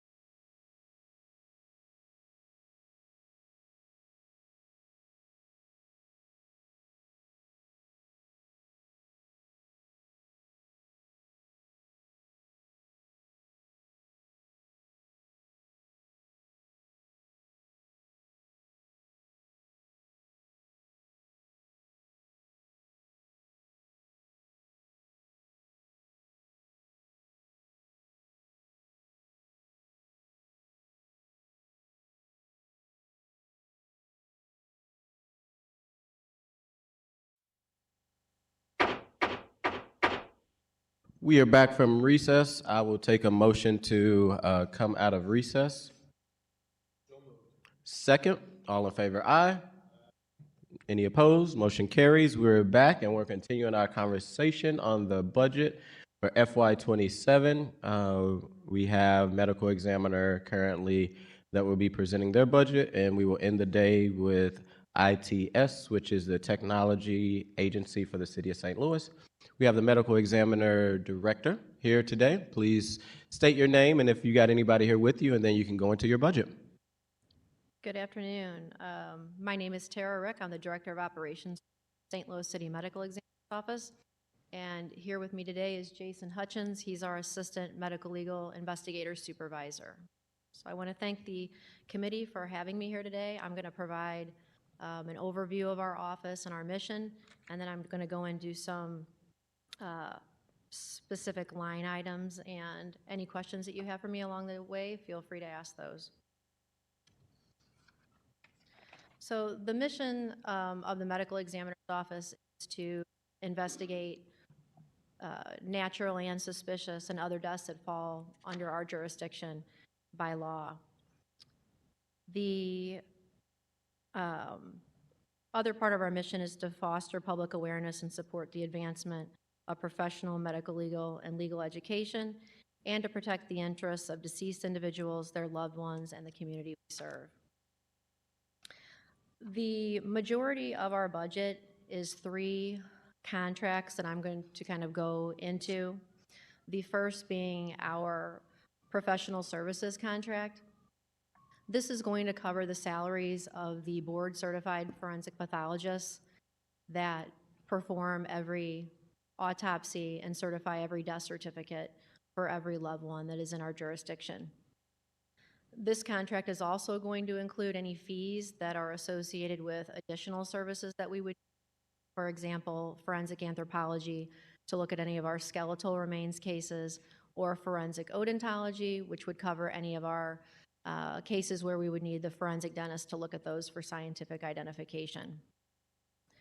The histology and toxicology contracts, those are going to cover the fees associated with every laboratory or histology, which is microscopic studies testing that we do. Those are performed by the St. Louis County Toxicology Laboratory. That's part of that contract. If the committee is interested, I can provide a fee schedule that breaks down just how the cost for each individual case. I can say that roughly, just an estimate, and every case is different depending on what type of testing that we're ordering. And this is outside of the costs associated with autopsies. It could be anywhere from around $700 to a couple $1,000s per case. Just bear that in mind as we talk through the amount of the contract.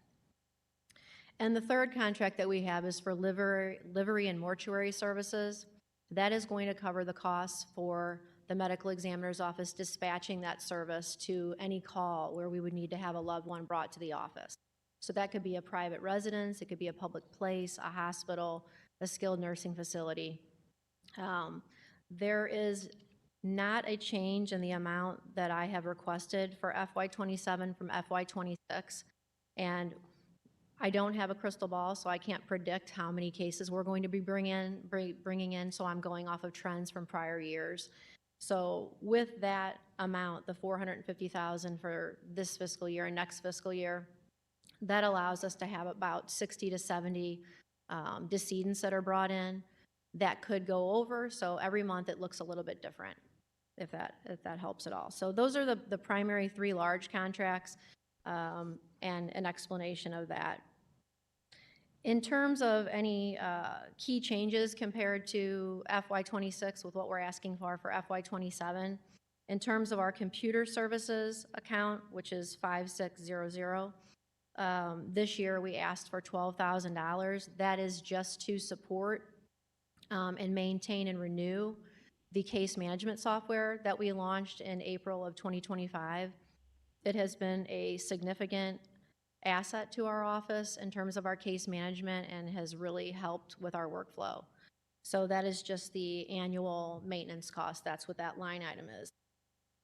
And then for professional services, account 5660, Last year, the request was $10,000, and that account was primarily used for any type of repairs that we would need for our equipment. You'll see an increase in FY '27 to $87,124. That is for a security guard that the medical examiner's office implemented in October of last year. We did not have funding for it last year. It was something that we considered for several years, but this is through American Security. It is a city contract vendor.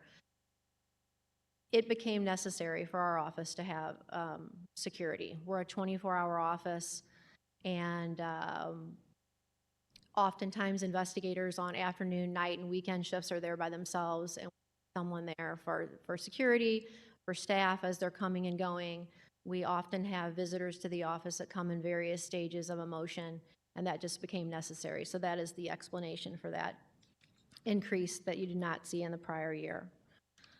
So in terms of things that are, kind of driving costs that go up, we have seen, again, like we had during the time of COVID, we're seeing a I hope it's a short-term increase in PPE and things that the medical examiner uses every day, anything from gloves and masks, all the way up to surgical instruments. We're seeing a cost increase in that, so that's something that we have to worry about. I am satisfied with the amount that's allocated this year, and that's stayed relatively constant. There is one decrease that you will see, and that is going to be in that toxicology histology contract that I mentioned. If you are looking at the line items, the request for this year was $600,000. I had that prepared prior to being able to see half of this fiscal year through. Again, we don't know what we're going to be spending because we don't know how many people we're going to bring in and what the cost of those tests are going to be. So I went ahead and took the look at what our spend was so far, and so far we're about $350,000. So I thought that that was fair to lower that request, since we had not been spending that the previous year. In terms of staffing, our current staffing levels are good. We do not have any vacancies. And the only change that we had this past April was moving one of our investigator 2 to investigator 3. And it was only a 10% increase in salary. And that was primarily driven by our caseload being high and one investigation supervisor not being able to handle the caseload and to move things through in a good manner.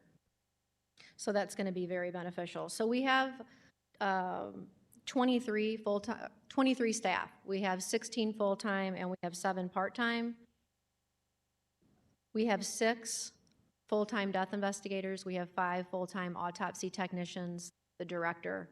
We have an executive secretary who handles death certificates, and we have a records custodian who handles all of the requests from outside agencies, insurance companies, the public. They do so much more, but for the sake of time, I'm just summarizing. And then we have a custodian who handles the maintenance on our very large facility that requires a lot of specialized upkeep.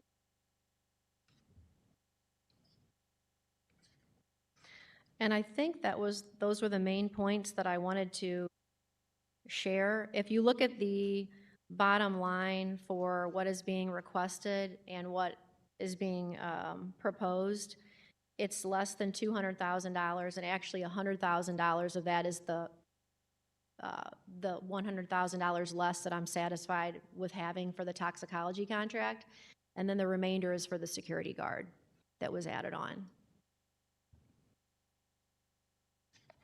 Does anyone have any questions? Thank you, Director. In order of seniority, Alderwoman Tanya. Thank you, Chairman. Your budget seems pretty straightforward, so just thank you for your service and what you do for our city. Questions? Thank you so much, and I will share that with our staff. I know that would be much appreciated. Is Alderwoman Velasquez still online? Alderman Devotie? Yes, again, I would thank you for just out of curiosity. Is your mic on, Alderman? It is not. I apologize. I would echo the thanks. We appreciate the work your office does. From a budgetary perspective, if you could just educate us on caseload you referenced, how many examinations does the office handle? I know there's no such thing as a typical year, but generally speaking. Sure. We're still in the middle of this year, but to give you some numbers for our previous year, the medical examiner's office took under investigation roughly 3,300 cases. And that may seem like a low number compared to the other offices in the region, but those are cases that were just investigated by us. And roughly over a third of those were brought in for forensic autopsy. So I think we did close to 1,100 last year. Thank you. Thank you, Director. This may be, I guess, a silly question, but I'm just curious. I know there's a lot of collaboration that you all probably do in line with the police department. Has the state control bill, even though that only has controlled police, have that legislation interfered at all with like your relationship with our local law enforcement men and women at all, or? No, sir. Okay. Like you said, I think your budget's pretty straightforward. It seems like you're happy with it. In a perfect world, there is no additional like employees or additional funds you will need for computer services or transportation or anything like that? No. Okay. Well, I do also echo the Alderwoman from the 7th. Thank you for coming.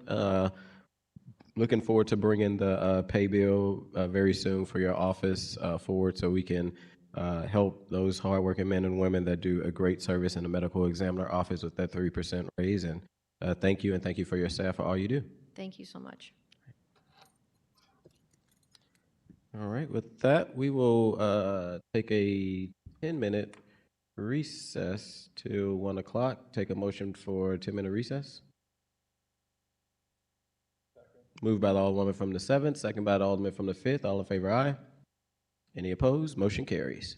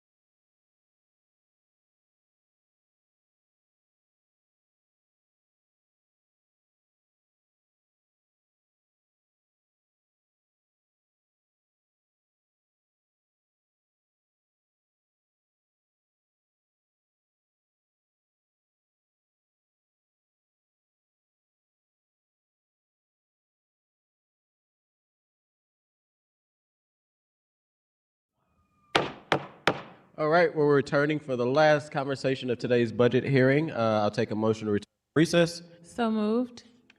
Second. Moved by the Alderwoman from the 7th, second by the Alderman from the 5th. All in favor, aye. Aye. Any opposed? Motion carries. We will conclude with ITSA for their budget presentation. And in front of us, we have the director here to present their budget. Madam Director, you may proceed whenever you're ready. If you want to introduce yourself and introduce anybody you have here with you, you can jump straight to the budget. I will do that. And I sent slides ahead of time. Did you guys get those? And are they going to be up on the screen, or do you need a hard copy? I didn't know if I should wait for them to be on the screen. No. Okay. Anybody need one? We can, are you pulling it up, Madam Clerk? There we go. Oh, there we go.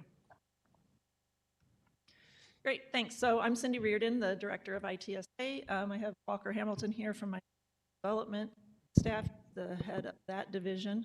The first slide up there is actually showing our two divisions. Systems development, which Walker oversees, does all of our solution designs, configuration, web team, the website, internet services support is under that branch. And then our second branch is network support services, the desktop support, network design, all of our security, cybersecurity switches, servers, file folder management, and that more hardware side of the house. So that's who we are. Next slide. The next one shows you some of our highlights from this past fiscal year that are citizen-facing and to some degree. Launched the My City. If you're ever on the city website now, there's a little blurb there on the slide that I put that shows you a little bit about what it accomplishes, bringing all of the different actions, transactions that a citizen might be doing with city government under one dashboard for them. If they choose to log in, they can go to the My City drop-down in the top right corner of our website, authenticate using an email address, and then other transactions that they've done using that email address kind of brings it all in one place, one visible place for them. And that is, we soft launched it this year. We're adding more and more services to that as we do more integrations with our back office systems, so that will only grow to give citizens a better view of their activities, regardless of what city department they're working with. We're increasing, of course, delivery, cyber training, cybersecurity is always, of course, on the radar, and we're increasing our delivery of training to our city employees on that front. And we've added more online payment options for citizens in our city departments that are, if you're pulling permits, like Board of Public Service, parks, forestry, street permits, places where you might have financial transactions happening, we've added more online payment options. Getting into my fiscal year 27 budget, personnel services, we have a total of 54.5. We share one position with the health department. That's where the 0.5 comes from. We have a total, those are our total positions for fiscal year 27 in the draft budget. The biggest change from prior fiscal year is adding the 3 data analytics team positions and reorganizing our network support services division, which is that hardware server support side downstairs on the first floor. The Impact Data Analytics team is a team that was started under ARPA to do some data analytics, obviously, data analysis on things happening in city government, different city services. They did a lot of stuff with the building division and vacant building surveys, or vacant building data. They've transitioned into the Mayor's Tornado Recovery Office last year, and they are now expanding into the CityStat program, which Mayor Spencer launched last month to support using data to drive how operations align their resources, make decisions about their business operations. So that's a big need and a big gap to be filled and have them permanently part of our department. The restructuring of the network system services is just to flatten that organization a little bit, put some more middle management in the department, and present some learning, some growth opportunities, some career advancement for our staff, and make that a stronger division.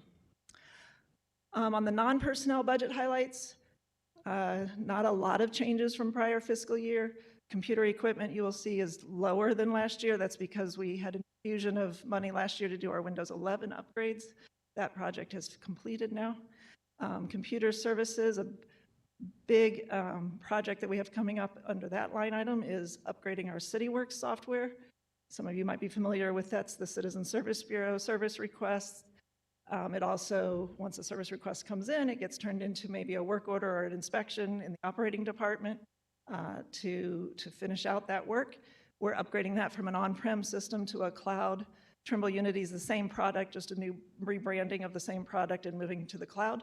So computer services is, there's a line item for that under there.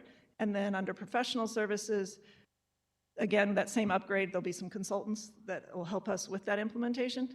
And under professional services, also our continued support for Oracle, the city's ERP system, and some savings as we decommission the mainframe this year. And I think that's my last slide. I'll take questions. All right, thank you, Director. Starting seniority, Alderwoman Sanye. Thank you, Director. I am a frequenter of IT more than I would like to admit, especially when I had first came, because there was like an issue with the email that was, City Hall. So thank you, because your office is always there. It's also responsive, and I'm also the queen of like forgetting to change my password in time, unfortunately, and I've not been locked out yet, thanks to you all. So thank you for that. You're welcome. In regards to your budget, I don't really have any like too specific questions. I think that it is pretty straightforward and to the point. My only question is just kind of in general. I am curious just for you to speak to your interfacing with other departments and some of the technological, something we talk about a lot is that City Hall may really be in terms of where we are technological wise, and other like modern practices we are probably not even in the 2000s yet. And maybe are starting to get into the 2000s. And so I am curious just about any of your experience kind of with different departments across the city and technical challenges or things you've noticed in your role. Sure. I think all the departments are very excited to be moving to new technology. And we sometimes, what from our point of view, we're trying to manage a portfolio of products that can be scaled to more and more departments. So I talked about the CityWorks to Trimble Cloud, the ERP system that moved off the mainframe a couple of years ago. We had other things moving off the mainframe. So in terms of modernizing, License Collector has done a lot of work to modernize and move off the mainframe onto that same CityWorks platform for licensing. So as we've developed a portfolio that has like, standard permits and licensing and work orders and service requests, or standard ERP, or standard software for whether it's managing our virtual meetings, our Gmail, our Google Workspace. As we have those solidified, departments are hopping on board and look at how we can move their business processes into those spaces. That helps us scale faster than departments feeling like they have to go on their own and buy their own software completely niche and not have us to support them. And then in a citywide sense, it's more easy to share data, to integrate those systems when we all work from the same platforms. So I would say departments are definitely reaching out to us and asking for that new technology.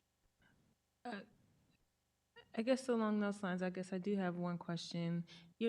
For computer software licenses, you have a $0 request, but then I see for last year you had 301,000. Is that because most of those licenses are still in duration from last year's budget?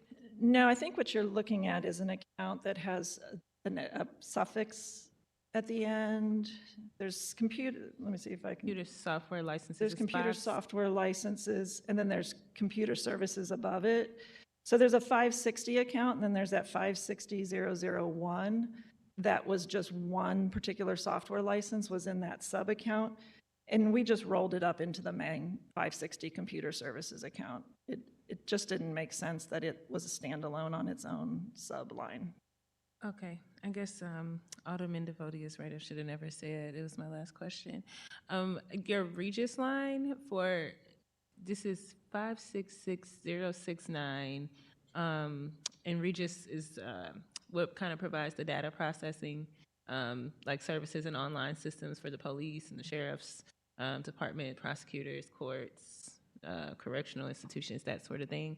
But I see that FY26 is at 70,000 and FY27 is at 230,000.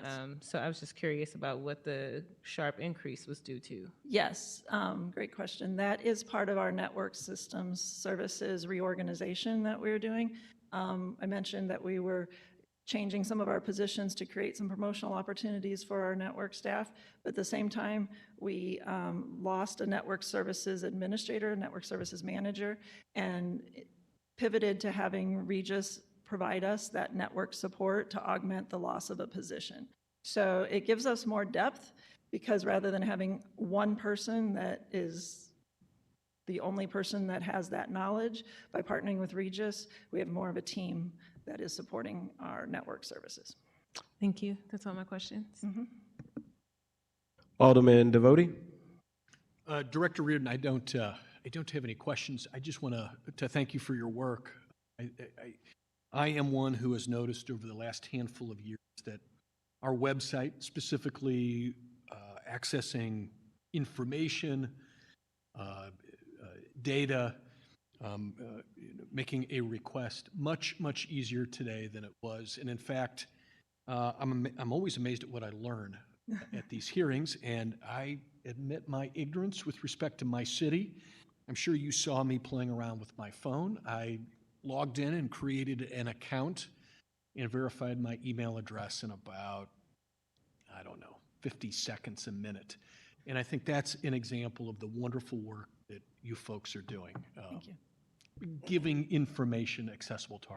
So thank you very much. Thank you. And I would like to give our web team a great shout out. Thank you for noticing that. They work very hard and are very diligent about making sure that what we present is the information people need and that it's both accessible to folks of whose English maybe not be their first language, and also that we comply with any kind of ADA requirements so that anybody can access the information on our website. Thank you for that. Yes, ma'am. Thank you.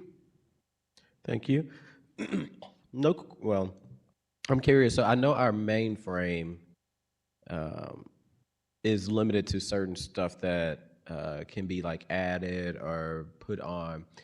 Are there better like mainframe options out there for the city, and have those like been conversations of what it looks like to maybe change kind of our mainframe for the city of St. Louis? Yeah, so when I started in this position about 8 years ago, we started taking a really hard look at all the different businesses that were operating with the mainframe as their technology hub. And we started to just one by one look at how do we move that business operation to something new. So the mainframe is just a platform. You can put any kind of software on it, just like you can put any kind of software on different servers. So the really large one that came off a couple of years ago, you've talked about Oracle a couple of times, that was moving the finance HR systems off of the mainframe. So what we've been doing is not looking at is there a different platform for the mainframe, but just moving people off the mainframe altogether, because software companies now are moving, of course, to more hosted environments, cloud environments, more modern database structures that you can have APIs, which is a glorified way of saying integrate data from one system to the other. So earnings tax just recently moved off. Collector Daily recently his team worked very hard to find a new system and move earnings tax to something new. License collector's office moved off this year. We had some retirement system data still on the mainframe that has moved off. So we are now planning in this coming fiscal year to decommission the mainframe, meaning everything's off. We just need to sort of double check that we've got all of our data saved where it needs to belong and that we're ready to turn it off. Gotcha. And it don't look like there's much of a change in the budget, but it seems like from what requested and proposed with salaries, was that due to trying to get additional position? The increase in personnel expenses, yeah, it's besides just the natural increase of all city employees, they're 1.5% or 3% that they budgeted in. There's those 3 new data analytics positions that we brought over into our budget that were on the mayor's tornado recovery budget prior, and ARPA prior to that. And then there's some movement of positions where we took lower pay grades in that network systems side of the house and created some middle management pay grades. So both, all those combined. And then the other, I guess, change, and I think maybe the Alderwoman brought this up, was the computer licensees that was requested about 5 and received 4. Was that the Regis, or was that a different? No, that, the license that was in that 560001 account was actually the CityWorks software licenses. For whatever reason, 8 or 10 years ago, when we first bought CityWorks, they gave it its own sub-account, but all the other software licenses that we pay for citywide are in the general 560 computer services. So it just got rolled up to make accounting easier. Gotcha. All right. So all the questions I have. Thank you for being here, Director. Thank you. Thanks for your time. Thank you. All right, with that, that will conclude our presentation for today. Madam Clerk, do we have any written testimony? We have none. Any announcements from any members? Everybody was present. We're going to announcements. Tomorrow, we will kick off at 9:30 with SEMA at 9:30. Then we'll hear from BPS at 10:30. The Circuit Attorney's Office at 11:30, a short break, and then end the day at 1 with Neighborhood Stabilization and CSB. With that, I'll take a motion to adjourn. Moved by the Alderwoman from the 7th, second by the Alderman from the 5th. All in favor, aye. No opposed, motion carries. Have a good day, everybody.